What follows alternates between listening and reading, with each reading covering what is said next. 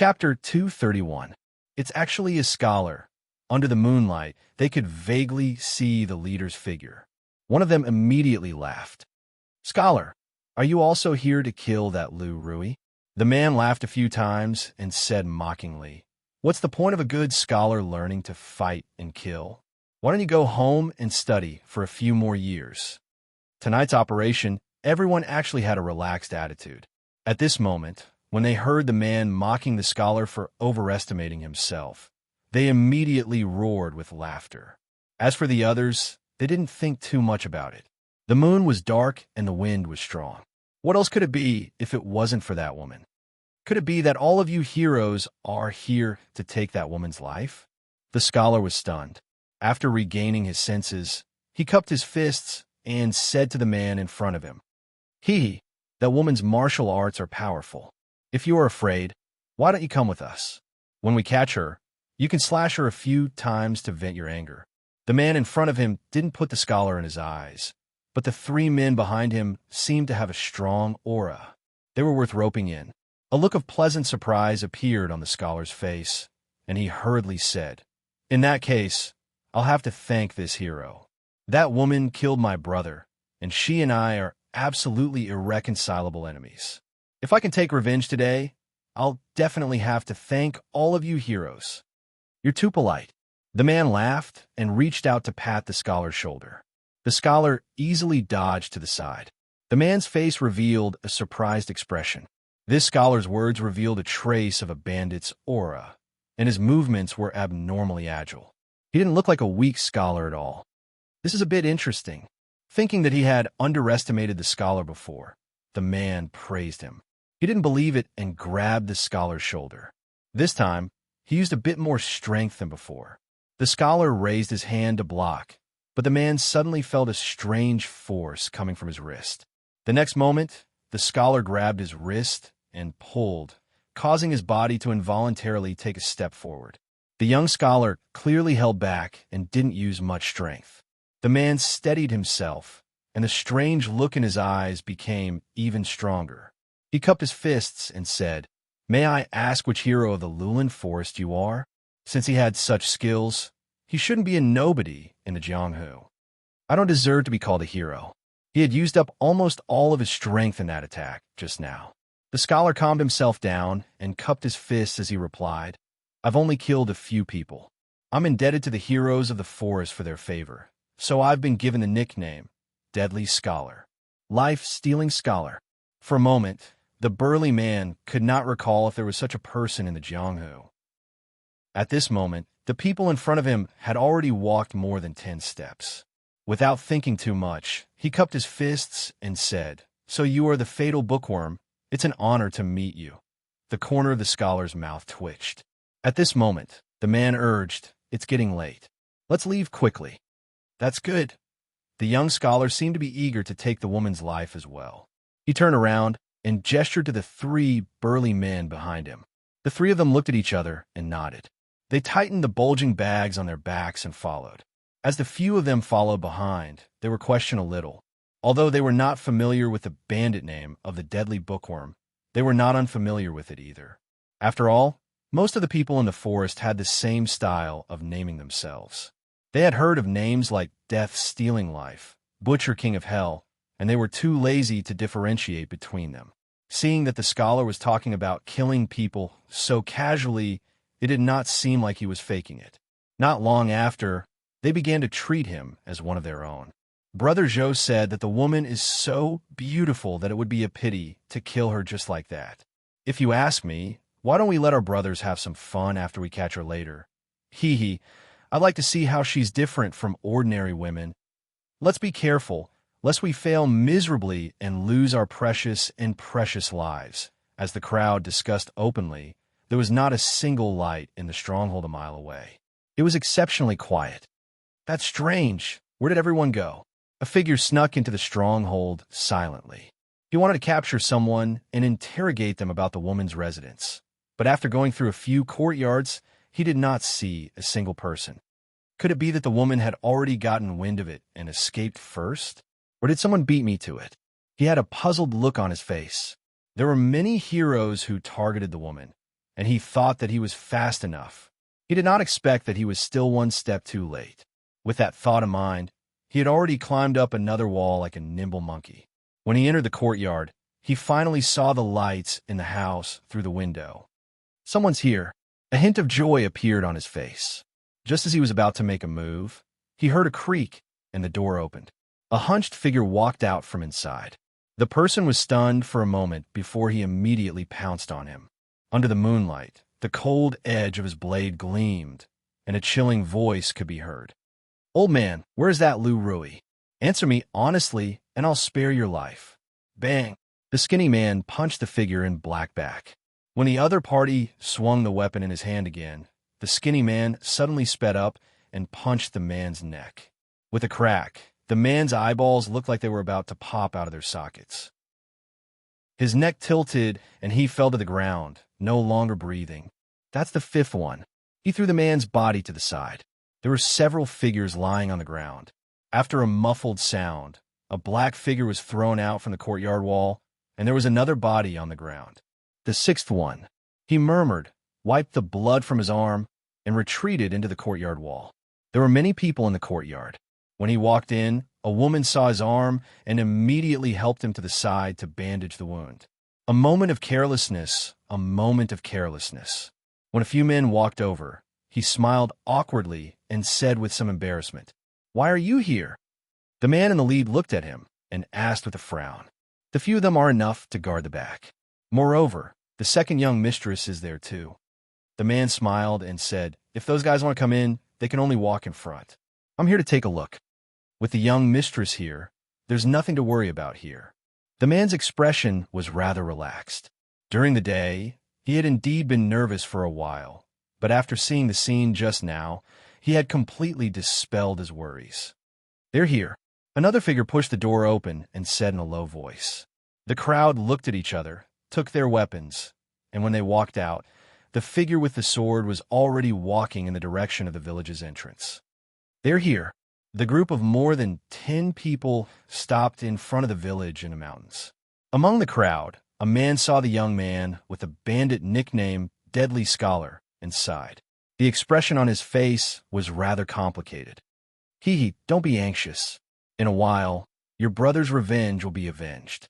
The man laughed and said. In the darkness of the night, more than 10 figures walked over.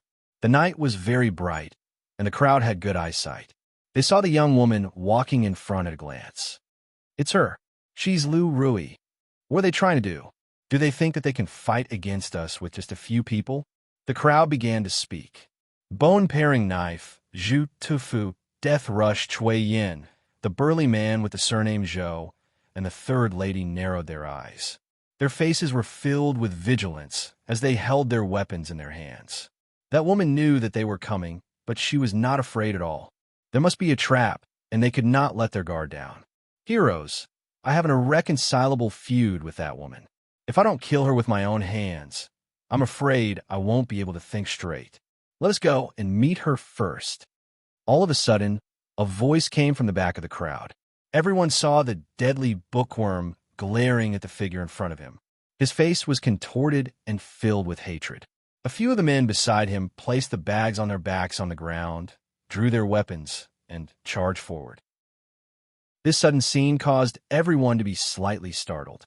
For him to be this impatient, it would appear that there was some sort of blood feud between the life-stealing scholar and Lu Rui. Including Zhu Tufu and the others, no one stopped him. They were glad that someone was willing to take the lead and test the woman's strength. It was a good opportunity to see if the woman was up to no good. The few of them quickly rushed to the woman's side, but they did not see the clash of swords and weapons that they had expected. While they were puzzled, one of them suddenly exclaimed, "What's that sound?" But a faint sound could be heard faintly in the crowd's ears. Chapter 232. Buzz, the sound was soft, so soft that it was almost inaudible. However, these people were not ordinary people. Be it their eyesight or hearing, they were better than ordinary people. The moment the man spoke, the people around him immediately followed the source of the sound and looked down at the ground. The sound came from the 3 bundles on the ground. The deadly bookworm's men put them down just now. Everyone's attention was on the people in front of them just now, so not many people knew what the three men were doing behind the crowd. At this moment, one of them used his weapon to open the bundles and finally revealed the things inside. Although the moonlight was still bright, there were many people around and the ground was dark. The few people who surrounded them could only see a few black things that looked like clay pots. The sparks of fire flickered and went into the fist-sized black things. "What the hell is this?" One of them mumbled and scratched his head, confused. "What's going on inside?" A few voices came from the outside. The three men had placed the bundles right in the middle of the crowd. At this moment, more than 10 people were surrounding them and watching. The people outside had no idea what was going on, and their voices were filled with shock and doubt. "Husband, Uncle Fong, you guys." The calm expression on Lu Rui's pretty face disappeared instantly. Seeing Li Yi and Fong running over from the crowd, her expression changed drastically. "I'll deal with you later." There was still a faint pain at the back of her neck. Li Yi glared at her. While Lu Rui was still in a daze, he pushed her to the ground and rolled to a place not far away that was slightly lower than the ground. At the moment when Li Yi pounced on her, Lu Rui's body had already subconsciously prepared for it. However, she did not resist and allowed him to push her to the ground. "Get down!" Old Fong and the other two men did not remain idle either. With a loud shout, they spread their arms wide and pounced on the remaining men. The men were not prepared for their own people. Caught off guard, they were suddenly pounced on and rolled to a spot not far from Li Yi's side like a gourd. One of the men dodged and did not fall to the ground. Old Fong did a somersault and kicked the man's calf. The man fell to the ground and was dragged over by Old Fong. Not only did the men not react to the sudden turn of events, but the dozens of people from the greenwood forest opposite them were also dumbfounded. For a moment, they could not figure out whether the deadly bookworm was a friend or a foe. Were they in cahoots with Lu Rui? Or had the scholar used some sorcery to immobilize Lu Rui and the others and subdued them? However, none of this mattered now. What mattered was that this was a good opportunity for them. Zhu Tufu and the others gripped their weapons tightly in their hands and ran toward them. Not far away, he was lying on the ground with a puzzled look on his face. "That's not right. Why isn't there any sound? Is the fuse too long?" Just as this thought appeared in their minds, a bright light flashed before their eyes. An earth-shattering sound suddenly exploded in front of them. With this earth-shattering sound, the ground beneath them shook a few times. Even though Fong and the others had seen the power of a miniature version of gunpowder and were mentally prepared for it, they were still frightened by the sound just now. He got up and looked in that direction. The huge firework hadn't had time to dissipate yet. Cold sweat dripped down from the foreheads of the three of them. When they thought about how they were able to stand here unscathed after carrying such a thing on their backs, the three of them immediately felt as if they had just survived a disaster. If it had exploded on their backs, not even a complete corpse would have been left behind. "Who, hubby?" Even though Lu Rui was a grandmaster, she could not maintain her composure at this moment. She looked at Li Yi in horror. She could not imagine that he was the one who had caused such a commotion. If they were in such a state, the other men were even worse off. Their minds were blank and their ears were buzzing. Because they were lying on the ground, they did not see what had happened in front of them. However, the earth-shattering sound made them feel weak in the knees and unable to stand up. At the same time, the old people, women, and children who were left behind gathered in a small courtyard at the back of the stockade village. Lu Rui and a few men were standing guard around the courtyard. At some point, they all raised their heads at the same time and looked forward. "What's going on?" The men's bodies trembled as a look of shock appeared on their faces. "I'll go and have a look." Lu Rui gritted her teeth and said. She rushed towards the direction of the sound. In a small courtyard, a shocked old face peeked out from behind the door. "What's going on? Is there thunder?" Looking up at the sky, the moon was bright and the stars were sparse. The shock on the old face was even more intense. On the mountain road from the foot of the mountain to Willow Leaf Village, two groups of people on horses were galloping up. At night, the mountain road was rugged and difficult to travel. The people on horses were holding torches and the horses were not fast. When they encountered dangerous places, they could only lead the horses forward. "We're almost there. Everyone, hurry up," the leader of the guards of Prince Ning Mansion said with a sullen face. This time, the crown prince had given a strict order to protect the safety of Li and his family. If they were late and made a big mistake, they would not be able to explain it to the crown prince when they returned. Half a mile ahead of them, the old woman led more than 10 masters from the palace.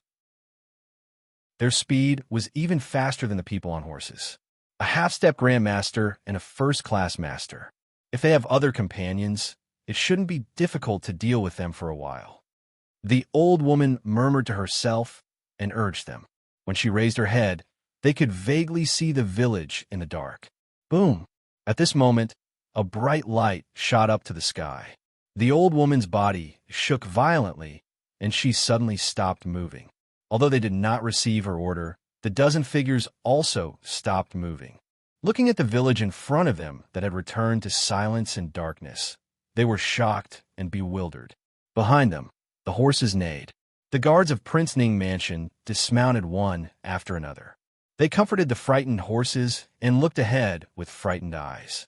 That bright light and loud noise just now, what was that? In front of the village, there were dozens of heroes of the underworld. Less than 10 of them were still standing where they were. After the 3 bags exploded in the crowd, more than 10 people in the middle were instantly thrown to the ground. Not a single body was intact. Even the people on the periphery were holding a certain part of their body and wailing in pain. The metal shrapnel mixed in with the explosives was enough to turn a human body into a sieve at the moment of the explosion. The unlucky ones were hit in a vital part and immediately stopped breathing. The lucky ones were standing a little further away and were only affected by the blast. At this moment, they were so scared that they collapsed to the ground. They were scared half to death by the strange scene just now. The few people who had rushed more than 10 steps with Zhu Tufu were the luckiest. Only one man fell to the ground, holding his bleeding throat. The rest of the people turned to look at the place where they had been standing. At this moment, it had become a hell filled with broken limbs. The weapons in their hands fell to the ground with a clang. Chapter 233. Black gunpowder was highly sensitive and easily flammable. It could be ignited with just a small spark, and it was extremely destructive. When a unit of gunpowder was ignited, its temperature could reach more than 1,000 degrees Celsius, and its volume could expand nearly 10,000 times, causing a violent explosion. These descriptions were what Li had read from books. If the gunpowder was mixed with iron pieces, when it exploded, the power would be no less than that of a bullet, and it could easily penetrate a human body. Of course, the books in the library would not describe these things. This kind of sinister method was something Li had learned from a transmigration novel. Time was tight, and Li did not have the time to do a lot of experiments. After finding the formula of gunpowder from a book in a remote corner, he and Fong and the other 2 immediately started to prepare it. Fortunately, the process was smooth. This divine tool that had been verified by tens of thousands of transmigrators showed its power for the first time in this world. A huge pit was blasted on the ground. Within a radius of 10 feet from the center of the pit, there was no one alive, and there were countless broken limbs. The people in the forest who were further away from the center and standing on the periphery were not directly affected by the explosion. However, the bullet-like iron pieces and iron nails had scratched them, and even if the damage was not fatal, it was enough to make them lose their fighting power. Of course, there were people who were lucky enough to survive, but after personally experiencing the scene just now, the companions who were talking and laughing around them were now corpses on the ground, and the surroundings were like hell. How many people could still muster up the courage? Devil. He's a devil. A few tall men who were lucky enough to not be injured had pale faces, and their bodies were shaking like a sieve. A fishy smell quickly spread from their lower bodies. Under that kind of heavenly might, the heroes of the underworld and the martial arts masters were no different from ordinary people. A deadly scholar. Zhu Tufu's shiny head still had a piece of colorful intestine hanging on it. It had flown over from behind when the explosion just now. His expression was incomparably savage, and his eyes almost split apart from rage. The battle hadn't even started, yet the several tens of men he'd brought with him were almost completely annihilated, and the source of all this was actually the scholar that he'd never looked straight at from the beginning until the end. Damn it, he's a spy sent by that woman. The burly man, surnamed Zhou's expression was extremely gloomy. He had never expected that they would be defeated by such a person. At this time, the scholar had already stood up several zhang away. Looking at the few figures standing in front of him, there was a black lump on the ground, and there was a bloody lump by his feet that he did not know what it was. He could not help but feel his stomach churn. In both of his lives, the only person who had died by his hand was Wu Ying. That sound just now was probably equivalent to 10 lifetimes of his. As a person with a modern soul, killing was still a huge psychological burden for him. But just like the time when he was kidnapped by Wu Ying, it was either kill or be killed. This was a very simple question. Living in such an era, you could be a hero of the underworld, and I could be a lazy county magistrate. No one has it easy, so why make things difficult for each other? He was also helpless. Gunpowder was a very dangerous thing to both himself and others. If he was not careful, he might lose his life before he could blow up others. His goal was actually very low. He just wanted to live well, and the people around him to live well. Was there anything lower than living? But some people just could not bear to see others live well. What Jianghu, what martial arts world, what heroes of the underworld, if they did not want others to live, then they should all die. The mountains will never change, and the rivers will always flow. Lu Rui, deadly scholar. I'll come back for your lives in the future. Zhu Tufu held 2 boning knives in his hands. He really wanted to rush over and chop the man and woman into pieces to vent his anger, but he could only forcibly suppress this thought. In a short moment, the strength of both sides had been reversed. Apart from the 4 of them who were not injured, the rest of the people were either dead or injured. Those who were not dead or injured had long been scared out of their wits. Even if they were extremely unwilling, they could only retreat first and think about it at length. With a stamp of his foot, he took the lead and rushed into the darkness behind him. There's no need for that. Just as he was about to rush out of the stockade, a cold voice came from behind. How could it be? When Zhu Tufu turned around, he only saw a flash of sword light in front of him. Before he could lift the boning knife in his hand, a line of blood appeared on his forehead. Bang! When Zhu Tufu's body fell to the ground, the faces of the gloomy man, the burly man surnamed Zhou, and the third lady changed dramatically. One move, only one move. Zhu Tufu did not even have the time to react. Such speed, such strength. When the woman turned around to look at the 3 of them, their hands were tightly gripping their weapons, but they were shocked to find that the thin figure was just standing there casually. To them, it was like an insurmountable mountain. There was no flaw. There was only one possibility that could make them feel this way. Almost instantly, Cui Yin and the third lady's eyes suddenly turned to the burly man surnamed Zhou. Grandmaster. This woman was a grandmaster. At this moment, the 2 of them even wanted to kill the burly man surnamed Zhou. Who on earth gave him the courage to summon the heroes of the underworld in such a high-profile manner to take the head of a grandmaster? Even without the earth-shattering commotion just now, with just a few of them leading a group of weaklings against a grandmaster who was going all out, even if they could kill him, not many of them would be able to return alive. Moreover, the other party wasn't alone. Not to mention the dozens of people with strong auras around her. Just the deadly scholar alone was enough to send them all to hell before they could see the person in question. Revenge? Senior Han's disciple? Squire Zhao's reward? All of them could go to hell. At this moment, the most important thing was to stay alive. Third Lady's speed was the fastest. Before Cui Yin and the man, surnamed Zhou, could react, she had already rushed down the mountain. The sudden appearance of more than 10 silhouettes made her extremely happy. If these people could entangle that woman, it wouldn't be difficult for her to escape tonight. Just as she was about to escape to the side, a skinny hand grabbed her neck in the darkness. Move again, and I'll break your neck. The hoarse voice of the old woman rang out. More figures surrounded her from behind. Further away, the sound of horses' hooves could be heard amidst the flames and flames.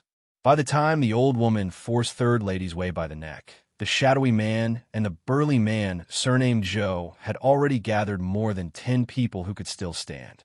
As for their companions, who were groaning on the ground with broken limbs and could not even stand, they were no longer in the scope of their consideration. There was a grandmaster blocking their way, and the people behind them were obviously enemies. After some consideration, they felt that if they fought with the people behind them, they might have a chance of survival. With just a few of them, they would definitely die if they went up against a grandmaster. Kill! The shadowy man and the burly man, surnamed Joe, looked at each other, then led the remaining people and charged towards the back. Stop them! Capture them alive! The old woman snorted coldly. More than 10 figures silently drew their weapons. Chapter 234. The people that the old woman brought were all masters from the palace. They were sent from the palace to protect Her Highness. If they couldn't even stop a few frightened mobs, they didn't need to follow the princess after they went back. They should just go and do whatever they wanted to do. The battle ended very quickly. It was a completely one-sided situation. Only the shadowy man and the man, surnamed Joe, held on for 3 more seconds. The next moment, several knives were put on their necks at the same time. The old woman knocked out the Third Lady and handed her over to her subordinates. She planned to come and ask about the situation. After taking 2 steps, she looked at the shallow pit in front of her and stopped. Her old face suddenly became pale. Even though she had seen many big scenes in her life, the situation around the shallow pit under the moonlight still made her heart roll like waves. It took a long time for her to calm down. Give them a quick death. She took a deep breath, suppressed her emotions, and said lightly. When the old woman's voice fell, a man had already walked in. After a few swings of the knife, there was no more moaning on the ground. When he saw the scene around him, the man couldn't help but take a deep breath. A little fear appeared on his calm face. These people, how did they die? The old woman looked at Li Yi and spoke with difficulty. At this moment, she had completely forgotten the princess's instructions. Her mind was completely occupied by this hellish scene. These people have done all kinds of bad things. I'm afraid that God has annoyed them and punished them all. Li Yi sighed and said, Just now, there was thunder from the sky, and the thunder snakes danced wildly. It was like God's punishment. After the punishment was over, these people were all like this. The old woman almost believed what he said. The loud sound and the fire just now spread out for more than a few miles. It was really like the sky was falling and the earth was cracking. How could it be done by a human? She stepped on the air twice, moved her foot, and dug out a black iron piece from the soil. Then, she looked at the people lying on the ground. She didn't know what to think, but her old face showed a shocked expression again. Even if it was really God's punishment, it couldn't be to punish these evil people. The old woman turned to look at Li Yi. He could actually attract God's punishment. Let the people of Ning Wang Fu return and tell Princess and His Highness Shitzi that County Lieutenant Li is safe and sound. In order to save trouble, more than half of the dozen or so people from the Greenwood Forest were knocked unconscious. The sound of hooves and the light of the fire were getting closer. As the old woman spoke, 2 figures responded and dashed towards the direction of the fire. As soon as he saw the old woman, Li Yi knew that it was impossible to hide the matter of the gunpowder. Skylaw's words could only be used to fool ordinary people. These old fellows were all shrewd. He was grateful that the princess and Li Xian had sent these people over, but he felt that it would be better if they didn't come. Get someone to clean up this place. Don't leave any traces. I will personally inform Her Royal Highness about the details tomorrow. Li Yi had a tired expression on his face as he sighed. He had no other choice but to make the gunpowder. This thing was too dangerous and sensitive. It could be a trump card to save one's life, but it could also be the king of hell. It would be fine if he did it secretly without being discovered, but since it was seen by the princess's people, he could only obediently hand it over to the country. What was the use of keeping such a powerful thing? Did he want a rebel? Other than the royal family, no one could touch this thing. Thinking that there was such a trouble for no reason, Li felt more resentment towards those people from the Greenwood Forest. A bunch of bastards. They could have been bandits, but they had to come all the way here to die. Even in death, they still want to make trouble for others. What are they after? There was a sound of wind breaking, and a graceful figure appeared beside him. When Rui saw so many people in the field, he had already grasped the hilt of his sword. But when he saw the old woman standing beside Li, his heart finally relaxed. What was that loud noise just now? She was still thinking about the strange movement just now. Before Li could answer, she lowered her head and saw the ground not far in front of her. Her pretty face changed abruptly. In the next moment, she could not help but hold on to Li, enrich.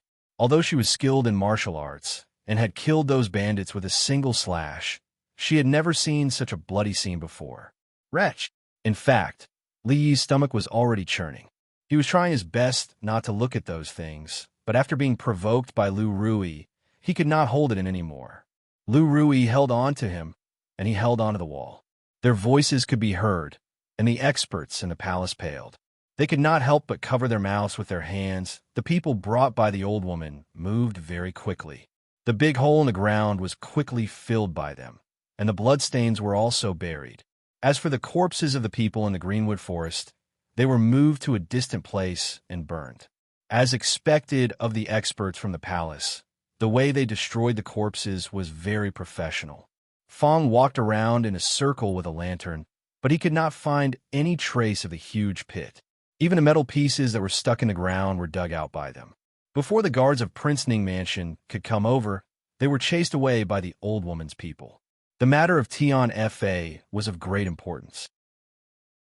Ordinary people could not know about it, and the people of Prince Ning Mansion could not know about it.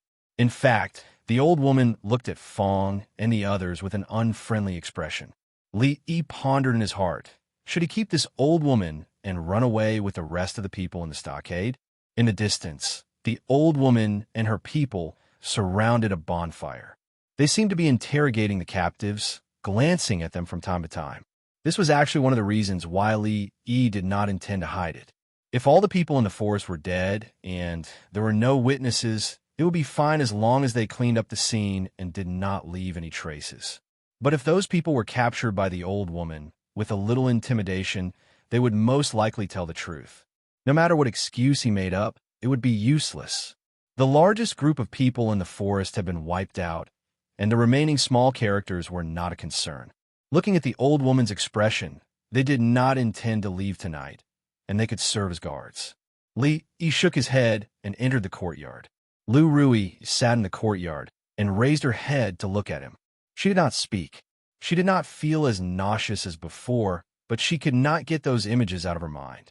It was likely that she would not be able to sleep tonight. Li walked straight into his room, closed the door, and lit the oil lamp. He sat in front of the table and stared at the flickering fireworks. He had lived in his original world for 20 years and had only lived here for a few months. Many of his previous thoughts and ways of thinking had not changed. It was not until he was mercilessly slapped by reality again and again that he finally truly understood what kind of era this was. There were rulers here who could kill people and confiscate their possessions with a word. There were fierce bandits who dared to kill and rob for the slightest bit of greed. There were so many so-called powerful people in the forest who disregarded the law and human life. This was the true appearance of this world.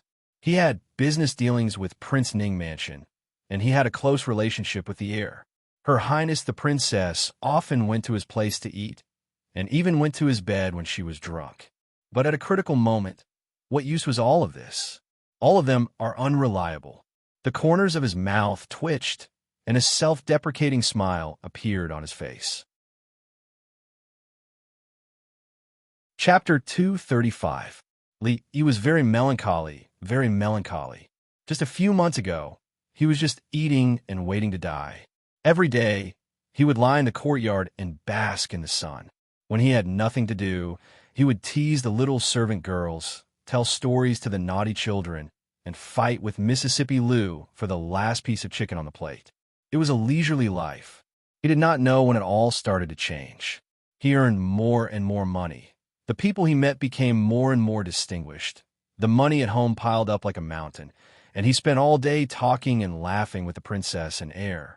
The carriage of life started to move in a direction that he did not expect. That horse was so fast that it could not be pulled back. He thought that he could earn a little money and be content with a little wealth. A few days ago, he was kidnapped and almost lost his life. This time, he was attacked by dozens of people. He had never experienced such an exciting thing in his 2 lives. Gunpowder had been invented, but new troubles had followed.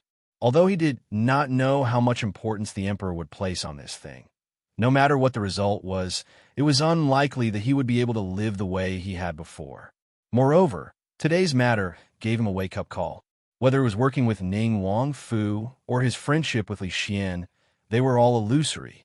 If he used them as a trump card, he would die a terrible death sooner or later. In the past, he was really used to being lazy and thought about things in a simple way. Looking at it now, he was a little too naive. The oil lamp on the table gave off a spark. Li rubbed his slightly swollen eyebrows. The injured area on his abdomen started to hurt again. After all, his injuries had not completely healed, and it was not suitable for him to make any strenuous movements. However, he had no other choice today. He had been rushing about, and in order to make the gunpowder in time, he did not even have time to eat. At this moment, his old injuries were showing signs of relapse, and his stomach was also unbearably hungry. There was also a faint pain coming from the back of his neck. He rubbed the back of his head, and a trace of anger appeared on his face. Today, in front of so many people, he was knocked unconscious by Rui. It was a great humiliation. If he could not re-establish his authority as a husband, he would not be able to stay in this family in the future. Of course, knocking him out wasn't the main point. The main point was the attitude she had displayed throughout the entire incident. It was truly infuriating. There was a slight sound of footsteps outside the door, and then the door was pushed open. Lu Rui walked in with a tray in her hand. She put a bowl of steaming porridge on the table and said softly, "Uncle Fong said that you haven't eaten all day, so I just cooked some porridge.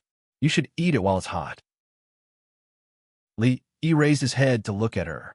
He did not speak, nor did he move. Lu Rui knew that he was angry. Thinking of what he had just said, "I'll settle accounts with you later," she evaded his eyes and said, "My husband, remember to eat your porridge early. I'll leave first." Just as she was about to open the door and escape, an arm reached out from behind and pressed against the door. Panicking, she turned around and almost touched the tip of Li's nose. "Don't you have anything to say to me?" At this time, in the flickering light of the room, the posture of the young man and woman was very similar to a kind of action called wall knocking in the future. According to the current situation, it should be more appropriate to call it door knocking. The expression on Li's face was very serious, without a trace of cynicism. Lu Rui's answer was very important to him.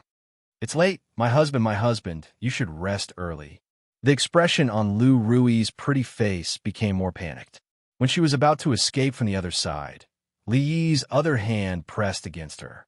The palm that was supposed to be pressed on the door was pressed on her chest because of her sudden movement. Lu Rui's body froze. After the expression on her face froze, her pretty face immediately became extremely red. Looking up at Li, she said in a trembling voice, "Husband, my husband." At this moment, she was just a shy and ordinary woman. How could she look like a grandmaster of a generation? However, when she raised her head and met Li's gaze, she saw something different in his eyes that were as deep as a pool of water. She understood the hidden emotions in Li's eyes, causing her body to tremble. Her face gradually turned from red to pale. It was as if something very important to her was about to leave her. Biting her lower lip, she lowered her head and said, "I know I was wrong."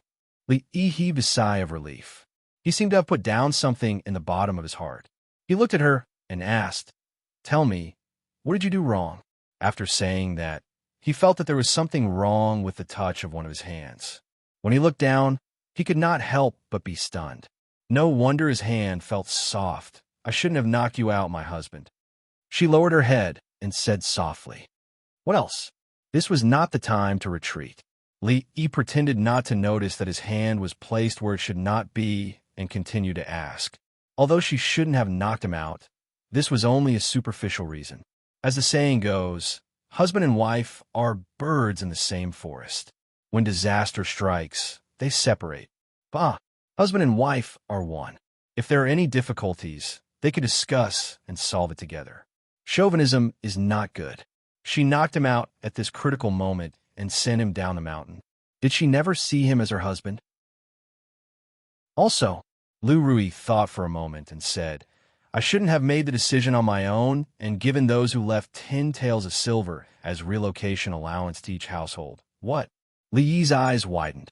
10 taels of silver as relocation allowance? He calculated in his heart. If the Lu family and the villagers were given 10 taels of silver each, wouldn't that mean that he had spent nearly 300 taels of silver today? This wastrel. How many times did he have to blackmail Li Xian to earn back the 300 taels of silver? It was over. With this, the back garden of the big house had been given away. Li Yi's heart ached. No matter how you put it, they have been implicated by me. Lu Rui sighed and said, Forget it. Don't do it again. 300 taels of silver was fine. He could earn it back. After those people left, it would be peaceful in the future. Lu Rui lowered her head, and Li Yi put his hand on her chest. When the two of them stopped talking and diverted their attention, the atmosphere gradually became awkward. Li Yi's stomach growled. He pretended to be careless and removed his hand from her chest. Lu Rui breathed a sigh of relief and said hurriedly, Husband, hurry up and eat the porridge. It's going to get cold soon. Li Yi nodded. He was really hungry now. After the scene just now gradually faded in his mind, his appetite also recovered a lot. He quickly finished the porridge. He touched his belly and slightly frowned. Is the wound starting to hurt again? Lu Rui asked worriedly. A little. Li Yi said, Husband, lie on the bed first. I will use my true qi to help you comb your meridians. Lu Rui put away the bowls and chopsticks and said, Every time Rui helped him comb his meridians, it was probably when Li Yi felt the most comfortable. Her hands seemed to have some kind of magic that could reduce the pain to the minimum. Li Yi lay on the bed and closed his eyes. While he was enjoying it, the tiredness brought about by running around for a whole day gradually came over him. When Lu Rui withdrew her hands, she saw that he was breathing evenly. He had already fallen asleep. She was startled for a moment, and her pretty face suddenly blushed. She looked around and took off her embroidered shoes. She curled up at the foot of the bed and crossed her slender legs. She wrapped her arms around herself and quietly looked at his relaxed expression. Her pretty face alternated between shyness and confusion. After an unknown amount of time, she peeked outside the door like a thief and lay down beside Li Yi. She slept with her clothes on. She turned her head to the side and glanced outside before slowly closing her eyes. At this moment, the young girl sitting in the courtyard stared blankly at the round moon in the sky. Occasionally, she would glance at the door not far away. Even when the lights in the room were extinguished, no one came out from inside. A trace of astonishment appeared on her pretty face, and her beautiful eyes suddenly widened. Chapter 236. Li Yi had a dream, a very erotic dream. He couldn't remember the content of the dream clearly after he woke up. He only remembered that the woman in the dream had an enchanting figure, but her face was always covered with a layer of fog. Later, the fog dispersed. What happened next was even more bizarre. At first, the woman looked like Rui. Then, somehow, she turned into Wan Ruoqing. Then, she turned into Li Mingzhu. What was even more bizarre was that she turned into Miss Lu in the end. Then Li Yi woke up with a start. He wiped the cold sweat from his forehead and erased the scene of Mississippi Lu chasing him with a sword from his mind. The reason why he knew it was an erotic dream was that when he was about to put on his clothes, he was embarrassed to find that his underwear was wet. He sat on the bed and stared blankly for a while. He didn't even remember how he fell asleep last night. The faint fragrance around him made him a little more awake. Unfortunately, he still couldn't remember the content of the erotic dream. He changed into a clean underwear and got up to wash his underwear in the morning. Rui pushed the door open and came in with a basin of hot water. Seeing what he was doing, she put down the copper basin and said, "Come and wash first, my husband. I'll wash your clothes." Li Yi was embarrassed to let others wash his underwear for him, even though they were close. Li Yi was about to refuse when an old woman with a straight face came in from outside and said, "County Magistrate Li, my lady is here." Since the princess was here, Li Yi had to put down what he was doing first. He simply washed his face, wiped it, and followed her outside. Most of the people in Willow Leaves Village had left, and the houses were empty. Last night, the old woman and the others rested in one of the houses. When Li Yi and the old woman walked over, the people she brought yesterday were guarding around. After Li Yi went in, he immediately closed the door. A dozen people patrolled around the yard. Although it was not so exaggerated that even a fly couldn't fly through, it was extremely strict. A stooped old man with white hair and a trembling body approached from afar. Just as he was about to enter the courtyard, a guard hurried over and blocked his way. "Old man, you can't go in here," the guard said politely. His tone was gentle. Her Royal Highness was in the courtyard next door. The people in the surrounding courtyards had been cleared out by them. For the safety of Her Royal Highness, of course, they couldn't let this old man in. "This is my home. Why can't I come in?" The old man was stunned for a moment. He raised his head and looked at him with narrowed eyes. "What's going on? I went out for a stroll early in the morning, and now I'm not even allowed to enter the house." The guard forced a smile and said, "Old man, why don't you take a stroll outside and come back later?" The guard felt depressed. If Her Royal Highness hadn't told him not to be rude to the people here, he wouldn't have talked so much nonsense with this old man. The old man looked at him with dissatisfaction and said, "My old arms and legs can't walk anymore." "Who are you? Do you still respect the law? Does the world outside still belong to the Li family?" The guard's mouth couldn't help but twitch. He couldn't answer the old man's words. At this moment, the old woman noticed the situation here. She walked over and asked, "What's wrong?" "Nanny," this old man insisted on going in. The guard cupped his hands and respectfully retreated to the side. This kind of thing should be solved by the people above. We still have to respect the law. The old man shook his head and slowly walked towards the courtyard. "Stop!" The old woman didn't care so much. She immediately reached out to grab the old man's shoulder. When the old man took a step forward, he accidentally tripped on the stairs. His entire body staggered, and he almost fell to the ground. However, the old woman's grab just happened to miss. He used his walking stick to stabilize himself and stood up with great difficulty. He shook his head and sighed. "I'm old. I'm useless." A trace of doubt flashed across the old woman's face. Just as she was about to make another move, the old man massaged his waist and seemed to be talking to himself. "Young ladies' legs are still nimble. It's just that these mantis claws are a bit lacking."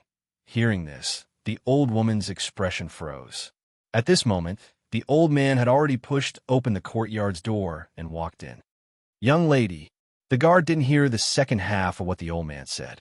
He almost couldn't help but laugh when he heard the way the old man addressed the nanny. However, after thinking about it carefully, this old man was a bit older than the nanny. There didn't seem to be anything wrong with what he said at this moment. The guard didn't notice that the old woman's face was pale. "You too." His murky old eyes were filled with dissatisfaction and disbelief as he murmured two words. When Li walked in, Imingzu, who was dressed in light clothing, was standing in the courtyard. She pointed at the stone table and stone stools that had been wiped clean and said, "Sit. Since you knew those people were coming yesterday, why didn't you come find me?" Imingzu sat down opposite him and asked him, "Just a small matter. There was no need to trouble you." He shook his head and said, "Based on the scale of the people in the forest last night, unless there were enough experts, or if they directly mobilized the troops stationed in the prefectural city, otherwise they wouldn't have much of an effect. Even if she was the princess, she didn't have the power to mobilize the troops. Furthermore, she was always elusive. After hitting a wall at Ningguang Fu, in an emergency, she didn't have the time to ask her for help. It was better to use the most direct and effective method, just like last night." Mingzhu's expression was slightly shocked. She had learned about the danger last night from the nanny, but she didn't think that when he spoke of this matter, he would be so indifferent. The sky punishment last night, what happened? After seeing with her own eyes that Li Yi was fine, her heart relaxed, and she went straight to the point. Speaking of which, this matter was actually the biggest unexpected gain last night.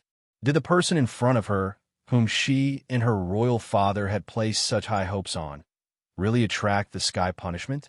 She had personally asked those people of the forest who had been captured, but those people had long been scared out of their wits and didn't know anything. The few who knew had most likely died under the sky punishment at that time. If I said that the heavens couldn't stand their actions and sent down lightning to strike them all to death, would you believe me? Li Yi asked probingly. Emingzi looked straight at him. Li Yi sighed. Then if I said that this is the forbidden 5 lightning heaven heart mantra passed down from generation to generation in the Li family and only passed down to males and not females, you definitely wouldn't believe me, right? Stop it. And Mingzi looked at him and said. As expected, he couldn't fool her. Li Yi used his own experience to prove that it was not easy to fool the ancient people just because they had less than 1,000 years of evolution. Excuses like the sky punishment, forbidden mantra, couldn't fool them at all. Can I not say it? Li, you want to try one last time? No, Her Highness answered quickly and straightforwardly.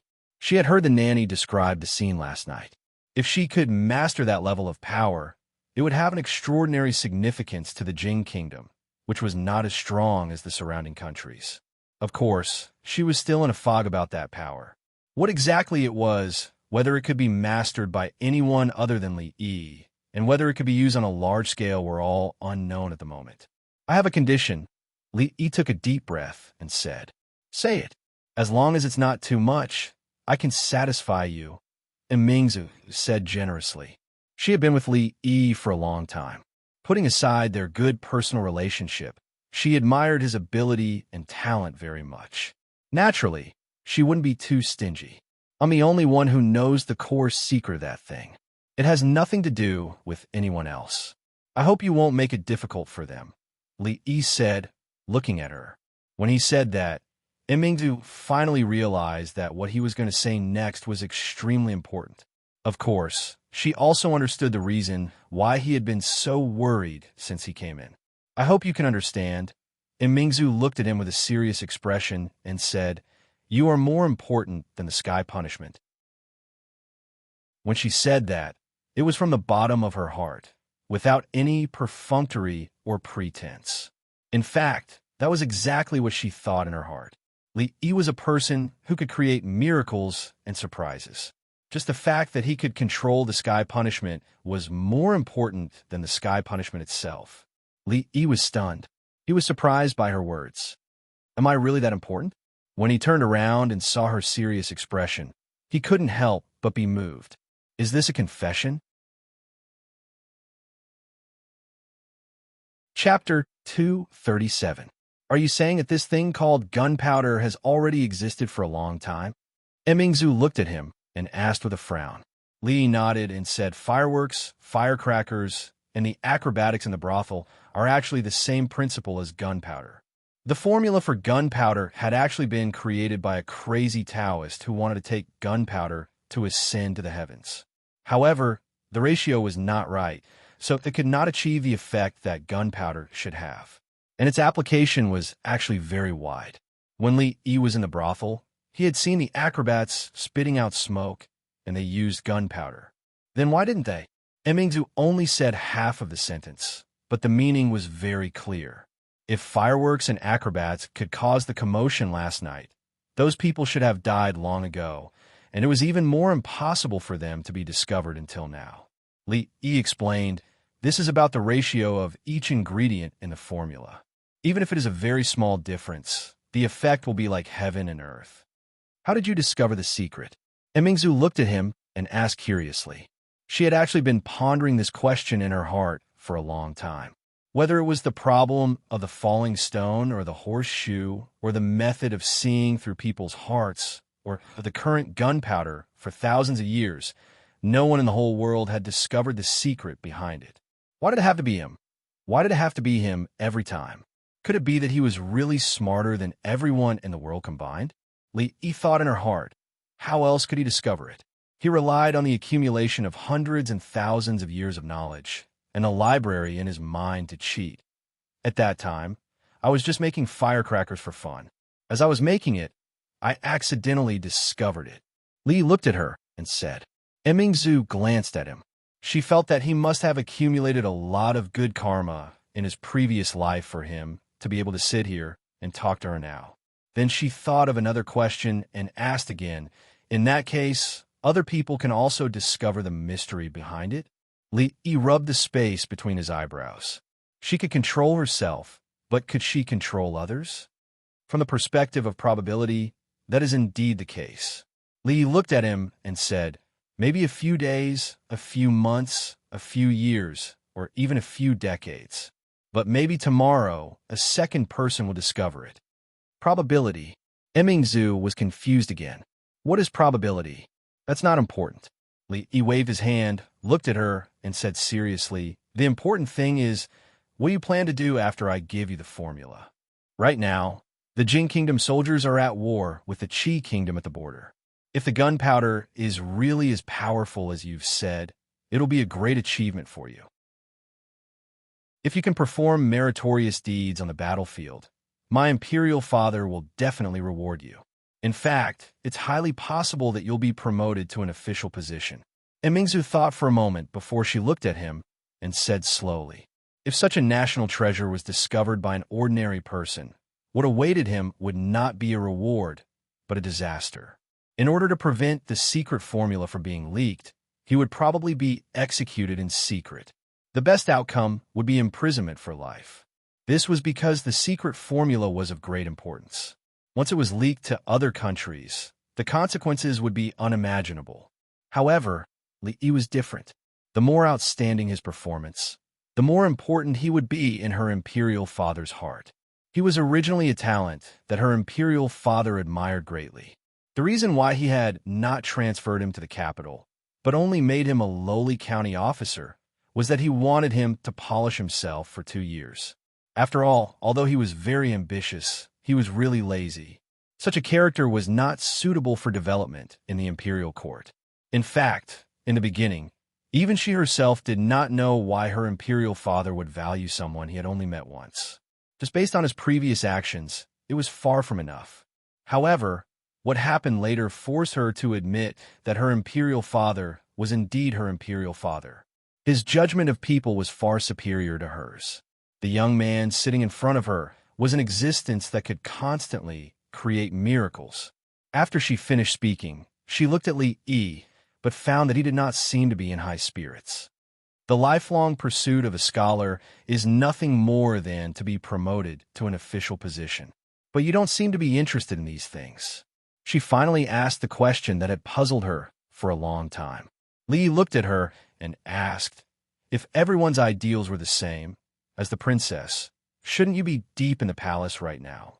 Emingzu was speechless for a moment, not knowing how to answer. After a moment, she raised her head to look at Li again and said, you know, this kind of life can't continue forever. Li nodded noncommittally.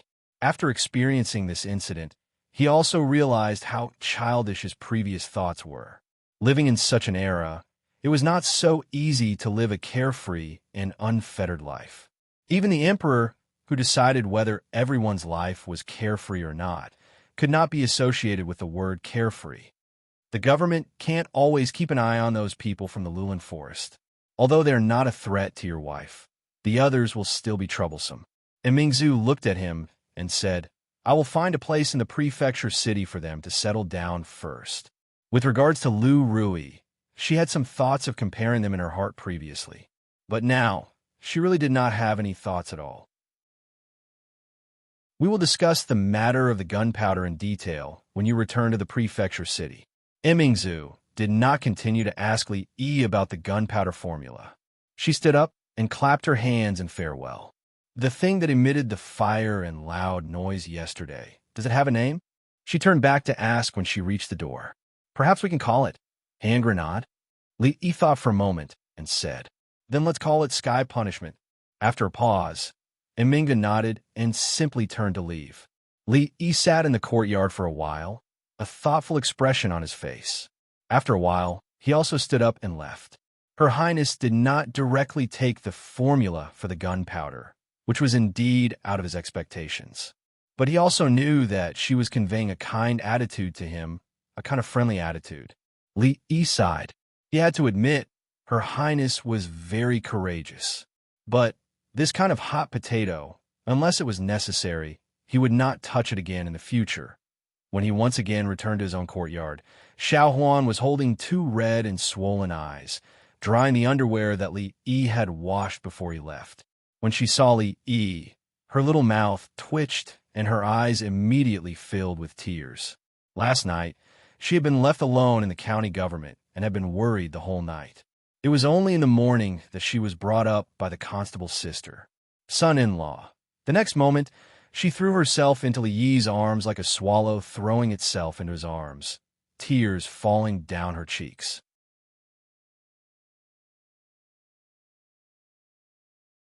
Chapter 238. The little servant girl didn't sleep at all last night. At this time, she was finally relieved and threw herself into Li Yi's arms. She cried, and her voice gradually became softer. After a while, Li looked at the girl who was breathing evenly and still had traces of tears on her face. He shook his head helplessly, bent down, and carefully carried her horizontally. After returning to his room, he gently laid her down on the bed and covered her with a quilt. Although it was thrilling last night, after this incident, no gangster from the Green Forest would dare to come to Willow Leaf Village to make trouble. After the earth-shattering experience, Willow Leaf Village returned to its usual peace in one night. But in some other places, the waves were just starting to rise. The roadside tea houses far away from the prefectural city had always been the gathering place for people from Jianghu. Drinking tea and resting was only one of the reasons. Another important reason was that they could get the latest information here. Most of the big and small things that happened in Jianghu came from here. The tea house was simply built with a few pieces of wood. The winter weather was cold, so the roof was covered with a straw curtain and the surroundings were covered with dark coarse cloth. The space inside the tea house wasn't big.